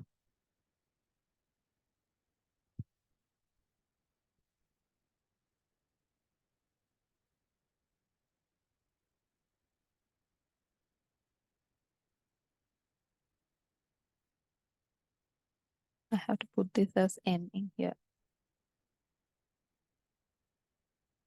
So in here, actually, the autocorrelation is found with respect to a certain time index n in here. So with respect to the time index n, we will be calculating the autocorrelation value. So with respect to the n, the outputs also will be obtained. So in that case, the Ryn is related to these delta functions. So for specific time indexes, we can define autocorrelation value for the at the output. So the target in the system will also be that, like at time instance, what is the autocorrelation value in that system. Therefore now we have got this expression where we have a relationship of the output autocorrelation in terms of time indexes. So at each time index values, you need to find the autocorrelation value. Autocorrelation value is defined by the time index n. So n value can be varied. N can be either -3, -2, -1, 0, 1, 2, 3, likewise. So one thing to note is delta n value, right, is 1 only when n equals 0, and it's going to be 0 when it's otherwise. So delta value is a function that has a magnitude of 1 in here, and it has a value of 1 only if the time index is 0. So by considering that, you can try to see what is the autocorrelation value at each time index. So in here, if you consider like n equals -3, if I substitute -3 for all these terms, then I will not get any output because all these delta terms will be minus at that time. Because of that, my autocorrelation value will equal 0. For -2 also, I think the same scenario will be there. For -1, of course, I think there will be one value corresponding to this delta n plus 1 term. So for Ry, -3 and -2, value will be 0. And for Ry -1, I will be getting a value for the second term, which is sigma squared. For Ry equals 0, that point will be related to this first term, which is 2 sigma squared. Other two terms will be 0. Then Ry1 will be equal to, one will make this one equal to 1. So third term will be considered at that point. So Ry1 will be equal to sigma squared.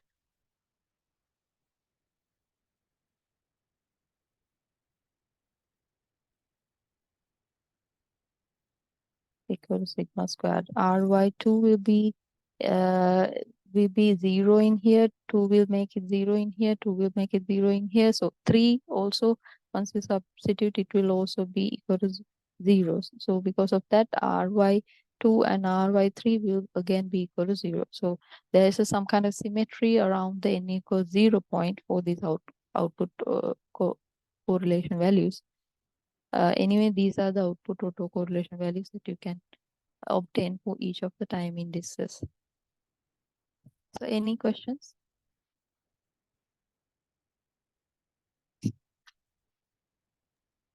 Hello, madam. For set delta n minus n naught Yeah. equal z to the power minus n 0. Yeah. Can you explain that these two lines? I mean, in here, so the shift is given by this n naught. The time shift is about n naught value. So if the n naught value is -1, if I'm actually considering the case where the n naught value is -1. So if I make n naught equals -1 on both sides of the first equation, so the first equation is this one. So you substitute the -1 to this n naught term only. Then you can write n minus -1. Okay, but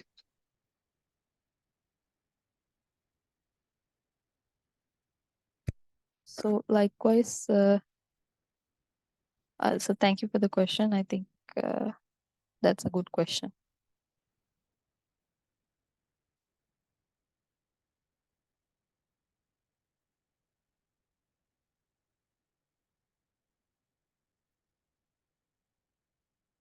Any questions apart from that?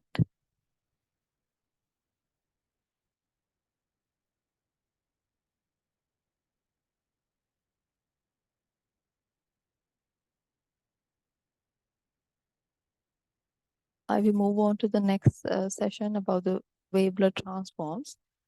So I think I told you I will be starting an introduction to Wavelet transforms after discussing about the filters. So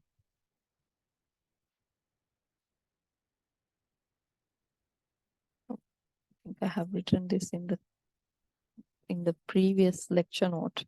So if you are referring the lecture note for today, you can refer the previous lecture note or the previous lecture note for this sum.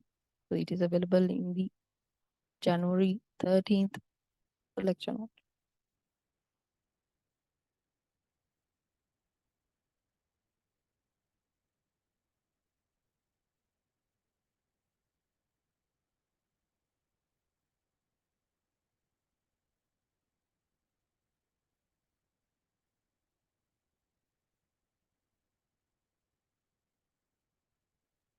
excuse me. Yes. Uh, will we have any presentation or slides for this subject? Presentations means reference materials, you mean? Actually, I didn't prepare any presentation slides for my lecture notes. So therefore, I don't have anything to provide you. The lecture notes are the only things that I have. These ones that I give you in this link that I share with you. That's all I have actually. Okay. So, is there a way to differentiate for LGMU students? I mean, Yeah, so actually, like the content that I have covered so far are for both LGMU and ECE, for example. But the wavelet transform, of course, it's not there in the LGMU for the LGMU students' syllabus. But I saw that it was also there for the LGMU students previously, not in this updated one, but in the previous syllabus, I saw that it was there. So I think that for you, uh, if you like if you prefer, you can learn about wavelets, I think, because it's related to that. Because of that, only your syllabus already had it in the first time. So if you're I think I haven't really finalized the questions that will come to your exam paper, but I'm like from my end, I actually like I can give some questions even if it's not there in the module outline if I want. So if I decide to give on wavelet transform, you have to be prepared with that, but it will not like constitute a main question. So I'm hoping to include some MCQ questions, like short questions in the first part of your paper. So you will get some questions related to wavelet transform during that section. So whatever I will be covering in here, I think most of the time you will get some questions from them. And wavelet transform, I think I will give you in short question form. And therefore, I think maybe you will have to go through those sections to answer that. Is it okay with you?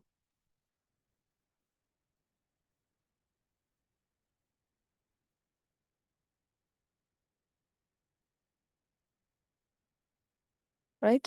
So I like your like LGMU syllabus contains some content. So as of now, I have covered sections related to both the module outlines and related to FIR and IIR filters. Also, there are sections for both the modules.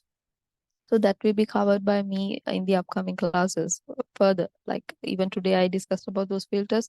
In the next classes also, like that will be it, right? But if I feel that I want to give some questions on wavelet transform, I will give that in the MCQ questions for both the like papers, right? And if you're right, so it's like as the module owner, I can do that. And if so most of the time that this is wavelet transform is something that is related to this module. It's not like you are strictly, following a module outline and learning a module. It's not like that. As I think master students, you have to be like open to new topics that are related to the module. So wavelet transform is not something that's coming that is not related to this module. So I hope you can understand that there's some logic in learning about wavelet transform also, apart from this, learning about the other transforms, because this concept has been developed for the, as I said, some random processes which are non-stationary. So that also you have to have some idea. So because of that, it's not like it's totally unrelated to this. So uh, as the person who's delivering the module, I can decide, okay, this section is also important and it should also be covered. That is why I'm going to like discuss about that. So I think that's also important, and I'm covering that. So I believe that some questions I will include in the paper for both students and the wavelet transform also. Right. So if you have any concerns, you can let me know regarding that. Got you, miss. Okay, thank you. Okay, so about the wavelet transform, I will give a small introduction today, and then I will actually maybe discuss a little bit in the next class also. But I will be starting the adaptive filtering in the next class with related to maybe the, I mean, already we discussed about some filters. In the next class, we'll be discussing about the adaptive version of the filters, where you have like Wiener filters and you have Kalman filters. So those things we will discuss in the next class also, apart from what we have, what we will be discussing about the wavelet transforms. So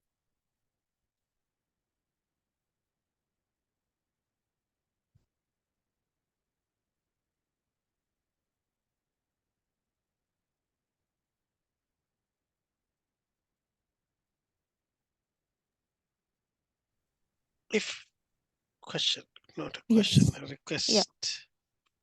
If you possibly have time, yeah. will you be, could you be able to do some kind of an introductory session for exams, please?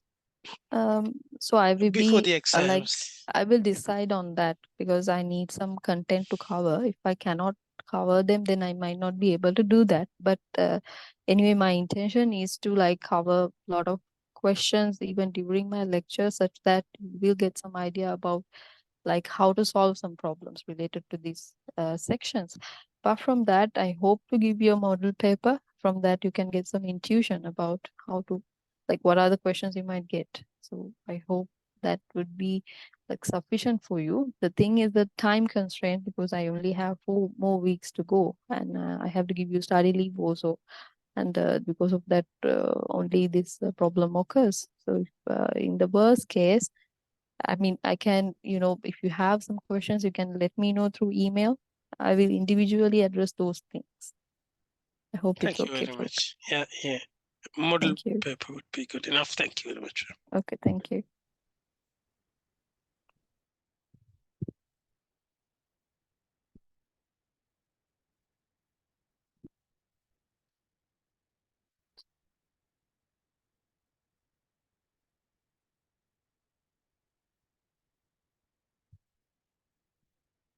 So in the real world applications, we have abrupt changes in the signals.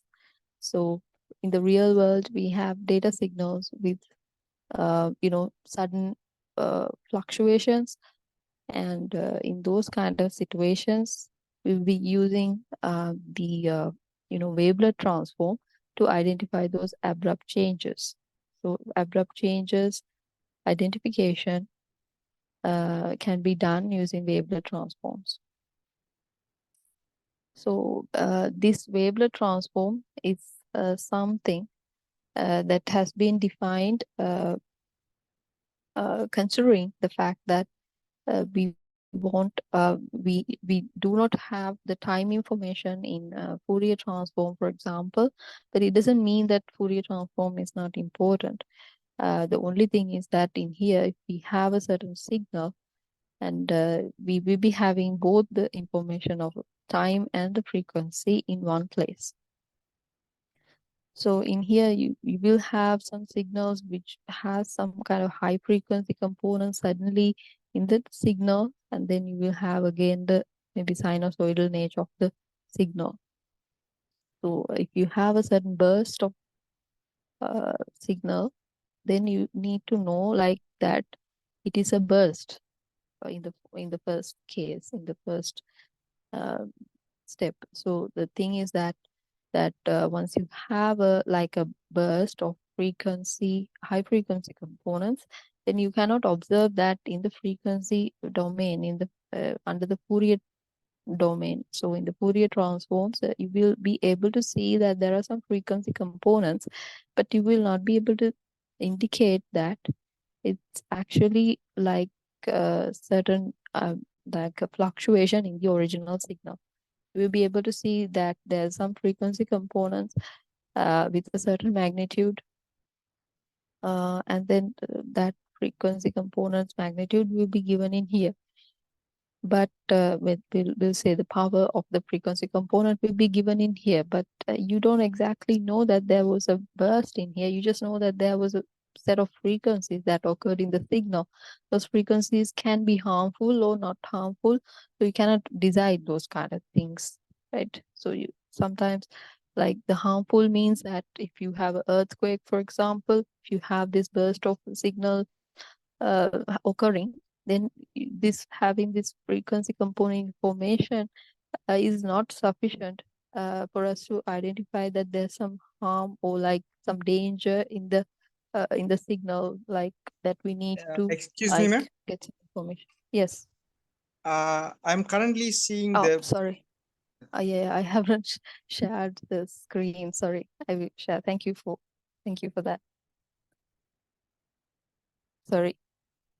So this is about the wavelet transform. I have just explained some things. So the real world data signals have abrupt changes. So the real world signals with smooth properties might have some abrupt changes in between. So that when you take the time domain signal, the time domain signal will look like this, where the amplitude of the signal can be shown in here. So so the amplitude might vary like this. In that case, if you are going for the Fourier domain analysis, then if you plot with the frequency, this frequency components might not really say that some change has happened in the original signal. And it actually represents the burst of a signal or an unexpected change in the signal. So for that case, we will be using something called the wavelet transform to identify mainly multiple characteristics of the signal. So we will be not only looking at the frequency components, but also it will give us parameters about this, like mainly 3 parameters will be given by the wavelet transform. That is basically the time at which the uh, burst occurs, right? So wavelet transform will give you information related to mainly 3 informations. I mean, major information that you can get is the time at which a certain frequency occurs, and the frequency that, value of the frequency at that time, and also the intensity of that, or the scale of that frequency.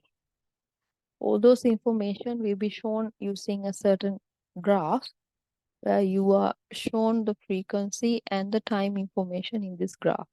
So in here, you will be having a plot between frequency and time. In the plot will be shown in this manner, where the signals,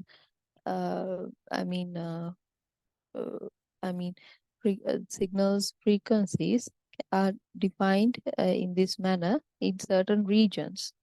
So there will be a certain region in which low frequencies are shown. So low frequencies are shown in this region at the bottom, where the frequency is very highly accurate. So the frequency of that signal can be accurately decided in this region for a low frequency signal, right? For a low frequency signal which has a certain simple or simple behavior, we can define the frequency and we can define that accurately. Then if we get another instance of a signal, it could be having higher frequency or intermediate frequency. That frequencies, signal will be shown in this region of the graph, where the signal frequency can be either, signal frequency will be in this range, the mid-range, in here in horizontally, and the time in which this frequency occurs can be in the first half or in the second half.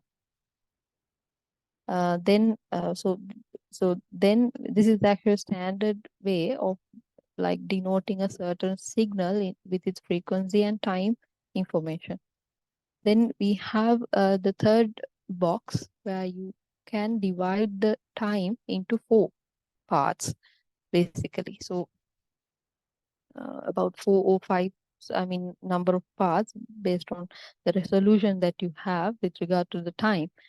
So the time at which this high frequency occurs is given by these boxes. So under different boxes, the time at which this frequency occurs is defined. So the width of these small boxes must be equal. So the width must be equal for each of these boxes. So we are defining we are defining sets of boxes such that we can define in what region this frequency occurs. So in what time region this frequency occurs. So in the first time slot, if the frequency occurs, then we know that that high frequency occurs in that time region. Likewise, for the other time regions also, we can get the outputs, and we can define exactly the time duration where this high frequency occurs. So this top box or the top, this top tier belongs to the high frequency region signals. So those are the things that we can denote using wavelet transform. We can denote whether the time frequency, and also the intensity or the scale um, of that frequency. The intensity, of course, increases along the y-axis, and we can denote the intensity also using several colors.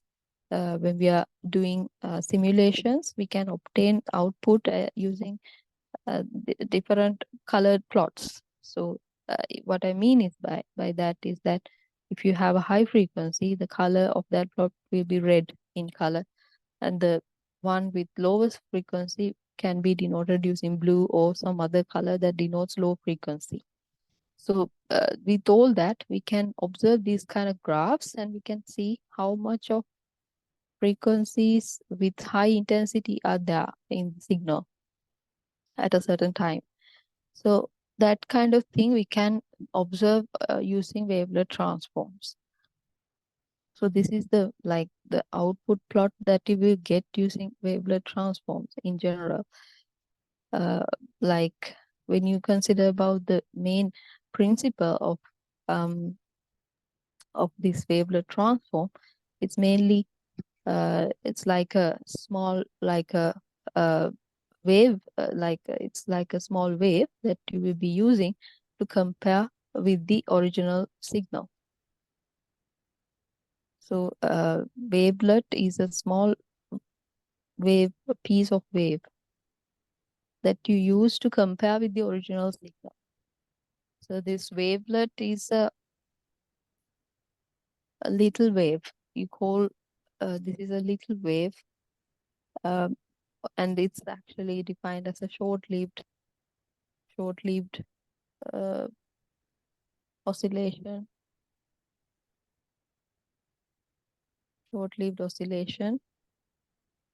localized in time.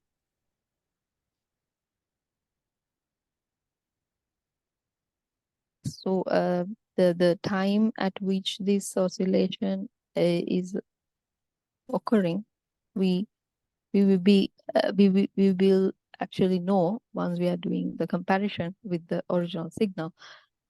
If you have original signal with fluctuations, we can have original signal with like large slowly varying properties, slow changes, and also we can have like high fluctuations in some places, like sudden uh, fluctuations. So if you have slowly varying signal, let's say in this part you have slowly varying part or section. In this first part you will have slow change. In another part we can sometimes have sudden changes in the signal. This is sudden change. In that case, we have to use wavelets in an appropriate manner such that we can compare this signal with those wavelets. So what happens in there is that we are trying to compare a short-lived wavelet with the original signal. So a wavelet is actually, as I said, a small wave. So in French language, this is like wavelet means like a little wave. It's known as little wave.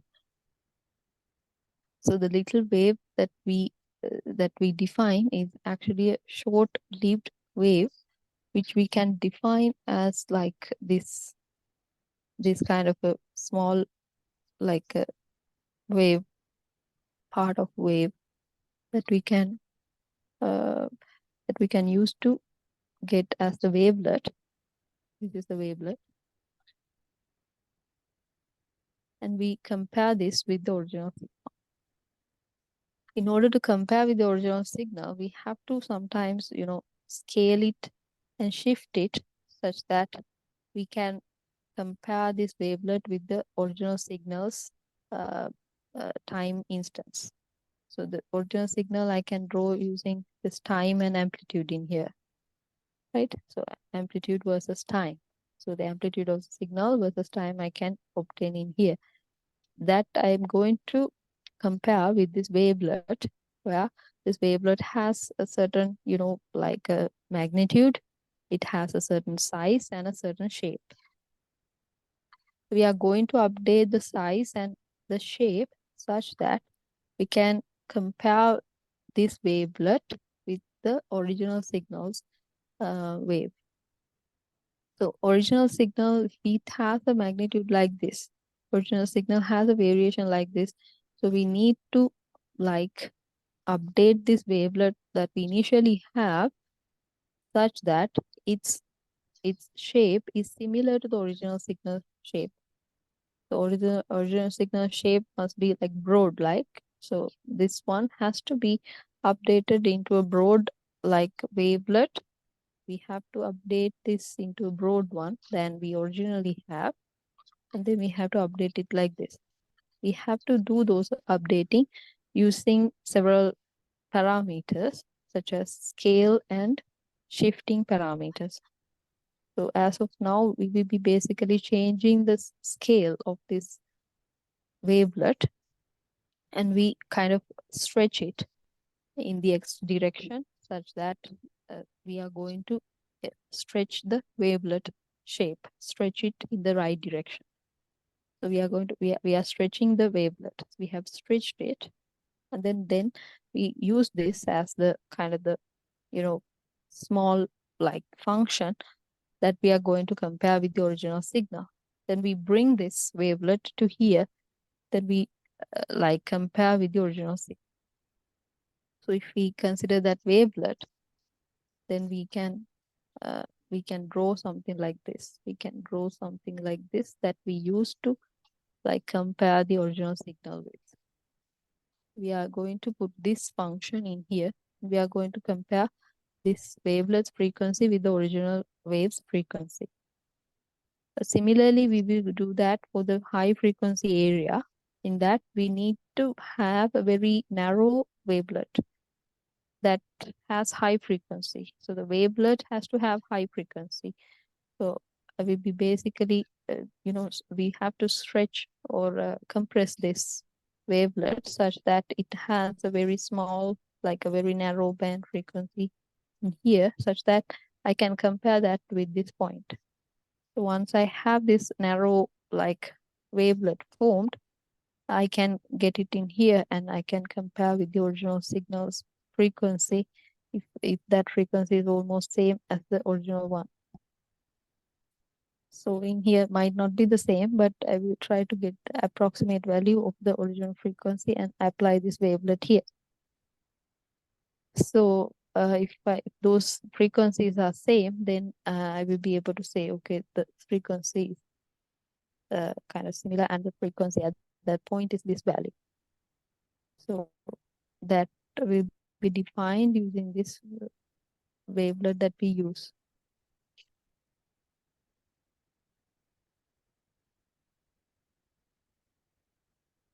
So depending on this function that we select, I will be able to exactly estimate the frequency of the original signal. So in this case also, we are going to consider the similarity between the frequencies in the two signals.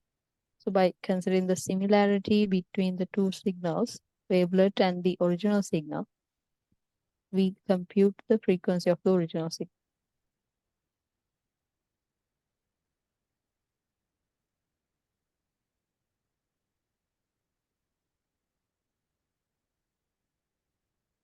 So that is basically the baseline of the wavelet transforms. So we will discuss about the different versions of the wavelet transforms in the next session. The wavelet transform uses this wavelet basis functions, and these wavelet basis functions can be of different sizes and shapes. There are different types of wavelet functions. So those basis functions, I mean, this is known as the wavelet basis function. That basis functions can be of different sizes and shapes. Depending on that certain application, we will choose the specific wavelet basis function. There are about hundreds of wavelet basis functions that have been introduced so far, and any of those basis functions can be used to do this, approximation of frequency and time. So I will discuss the next parts in the next session. In the meantime, I would like to give you a small quiz to like attempt today.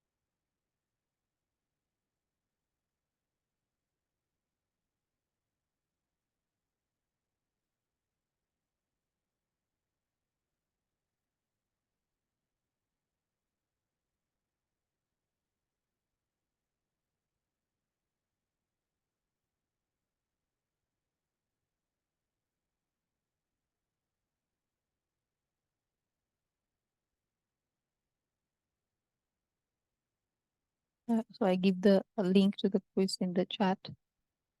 So if possible, please join in. There are 10 questions. Put your ID number as your name, and also you can mention your name if you're okay, and then you can put make sure to put your registration number.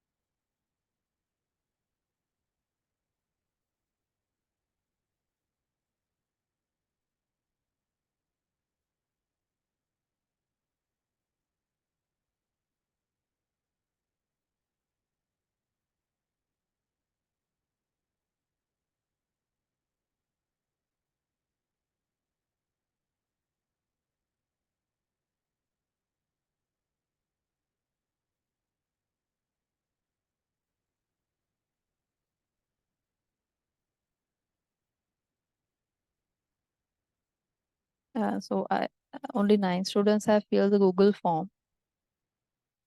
There are 16 in this meeting, I think 16 or I think 14. What about the other 5? Are they here?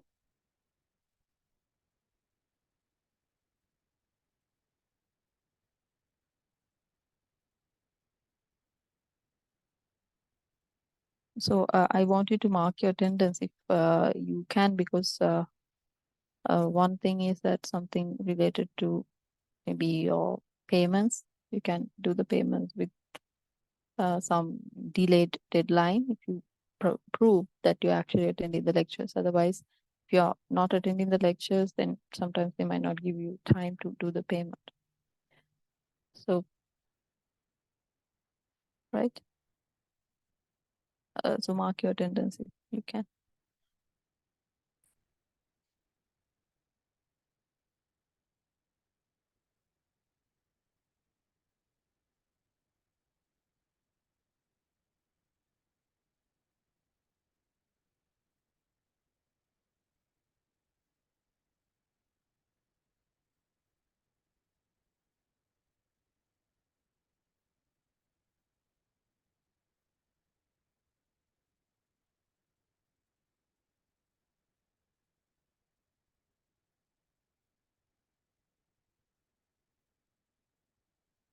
So yeah, you're correct, most of you. So linear time invariant systems is the correct answer.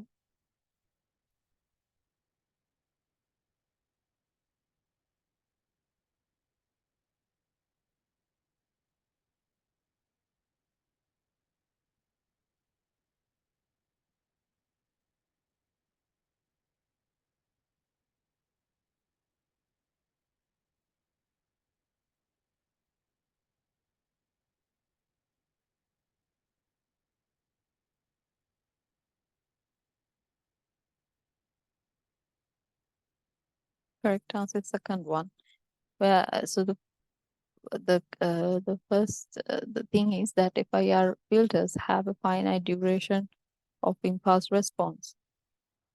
Once you give an impulse to the FIR filter, the output that you observe has a finite duration. It doesn't have an infinite duration.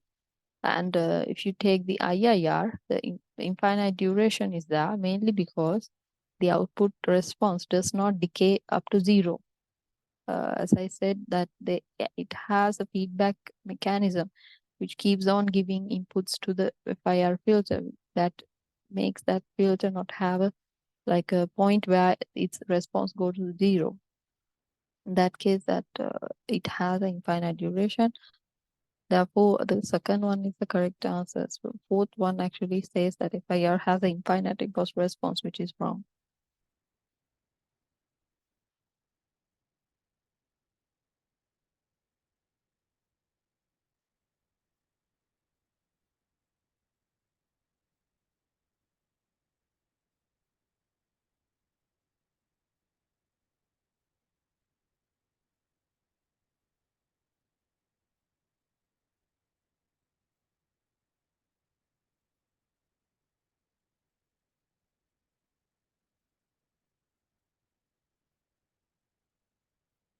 So with the correct answer is the FIR filter. So I think that it requires simpler implementation, computational complexity, mainly because I think that IIR filter is having more coefficients, and therefore it has also feedback mechanism that needs to be implemented. When you're working with the FIR filter, you need memory space, but with regard to the implementation, you only need to consider about the filter coefficients for the input signals. So you don't have to implement the feedback mechanism. So with related to the computational complexity, FIR filter is known to be having lower complexity and has simpler implementation.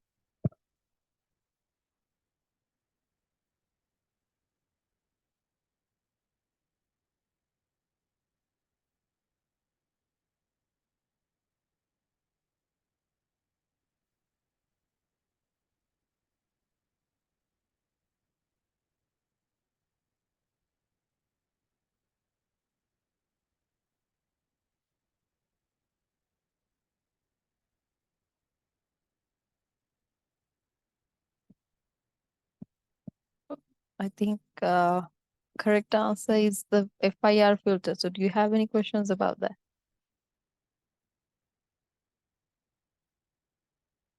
Um,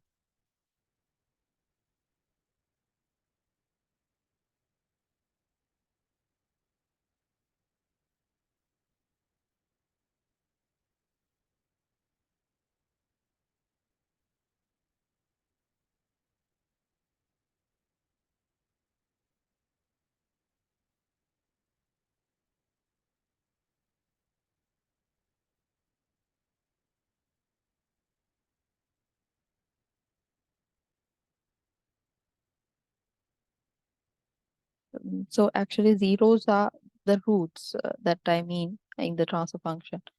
So for the numerator, we have zeros, and for the denominator, we have poles. For the FIR filter, we have a transfer function like this, with its denominator not having any roots like explicit roots. We cannot see z in there. At z equals 0, there's one pole, because only at that point this transfer function is not having any z components in the denominator. So in that point, there's only one pole, and there are zeros in this transfer function in the FIR filter. So for the IIR filter, we have this transfer function where you have zeros and poles on the numerator and the denominator respectively. So once you have the points where you can get zero for the function in the numerator, for example, and the denominator, we have points where this transfer function becomes zero, which are equivalent to zeros and poles. There could be multiple points in the IIR filter in general for the zeros and poles. You can have multiple points in the IIR in general, but for FIR filter, we can directly say there's only one pole that we can say directly, and there could be multiple zeros. So for IIR filter, we cannot say like that. We cannot say there's only one pole. So in this question, that question is asking about the poles in the filter. So the number of poles in the filter is 1. There's only one pole for the FIR. For the IIR, we cannot say that the IIR filter has multiple poles. Sorry, IIR filter has multiple poles, but we can't say that it's only having one pole.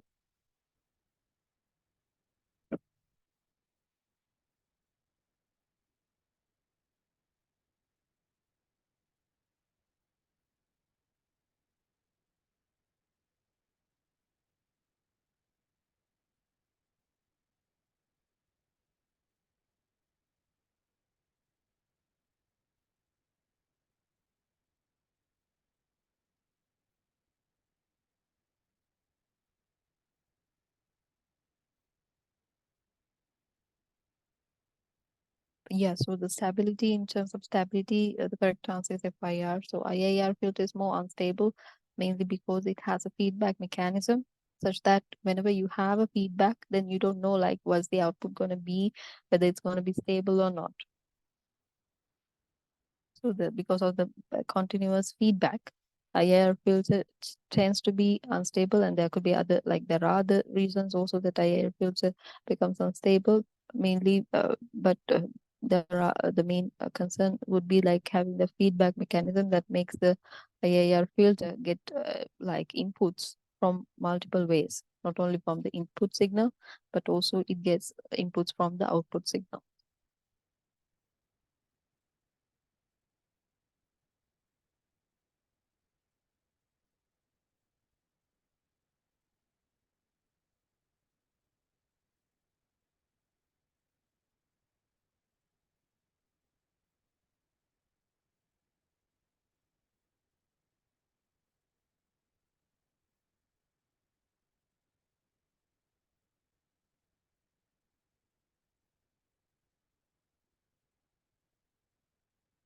So the correct answer is fail to introduce a specific delay or a constant delay for all the frequency components. So the linear phase response means that it introduces like a constant delay for all the frequencies of the input signal. If it is non-linear phase response, it means that it gives different delays to the specific frequency components. So the fact that the first question says the field only affects the amplitude of the input and phase do not change uh, is a uh, is not the key characteristic of the linear phase response. So like the phase changes, phase is changed, and because we are adding a delay to the frequency components. When we are adding a delay to the frequency components, then we can expect some phase change also in the signal. So you can search about that further, and if you have questions, you can get back.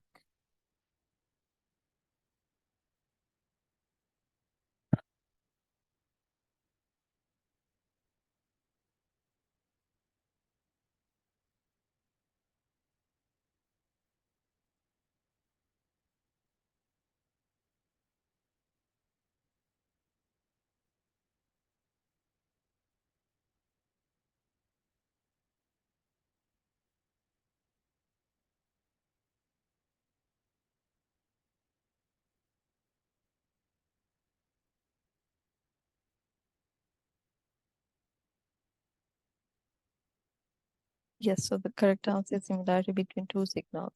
So that is what we are measuring using correlation, especially the correlation brings out the similarity between two signals. So cross correlation measures similarity between two different signals.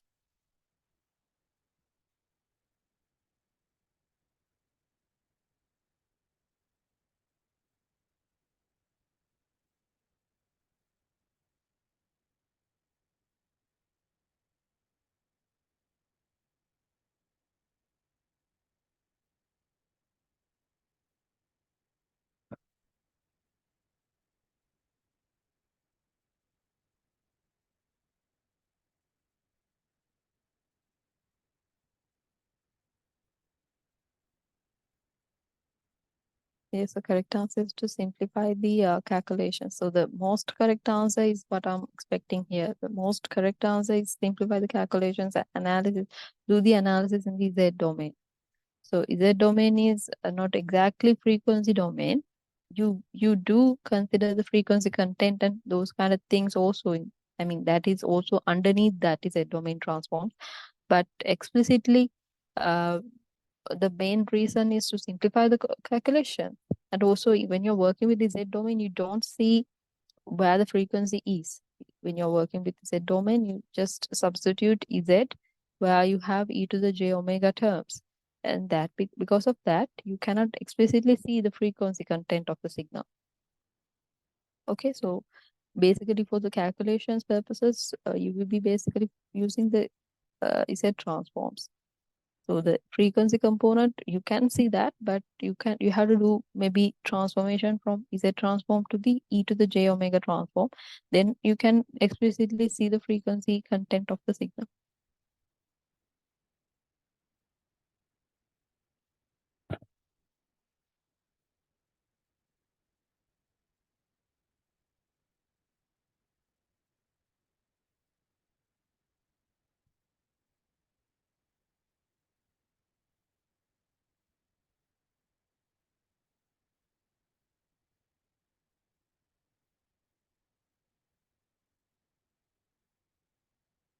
First one is the correct answer. You will be multiplying the input signals, I said domain value, with the impulse responses, I said domain value. So it will be actually using this one where you do the multiplication between the two trans functions. Other ones are wrong because convolution is done in the time domain, not in the Z domain. Division, addition, those things we are not doing to find the output.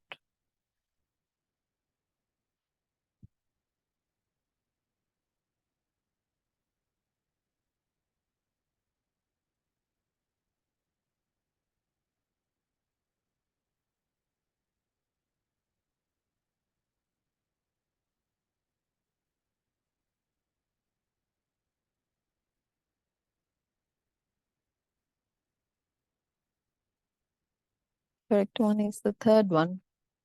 I don't know why you found that second one, because impulse response is like you are finding the response of the system under an impulse input.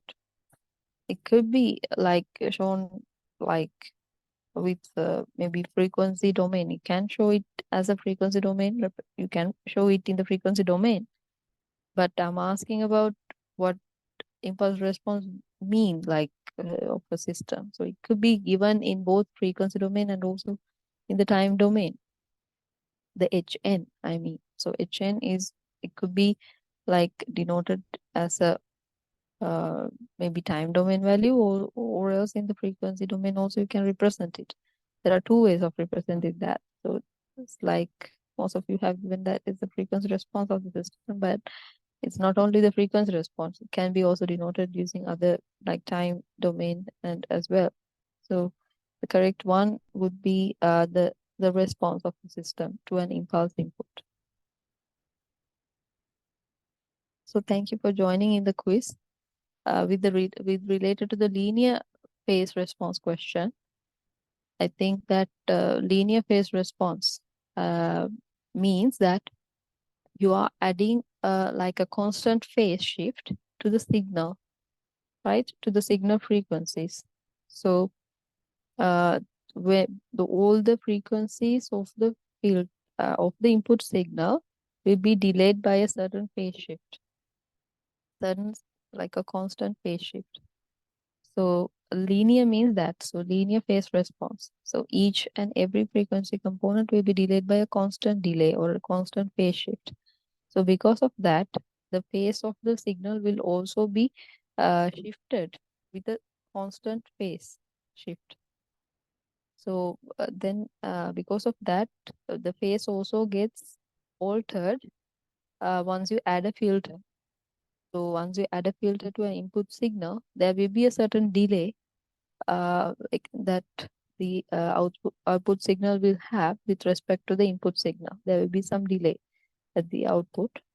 So that delay is going to be constant for each constant for each of the frequencies if it is a linear phase response filter. If not, if it is nonlinear phase response filter, then the delay that is added to each frequency component is going to be changed for each frequency component, or it's dynamically changed for each of the frequency components of the input signal. So that is the basic explanation I can give for you. If you want more information, you can search. So the linear phase response actually changes the phase of a signal, not only changes the it adds a phase shift to the signals components.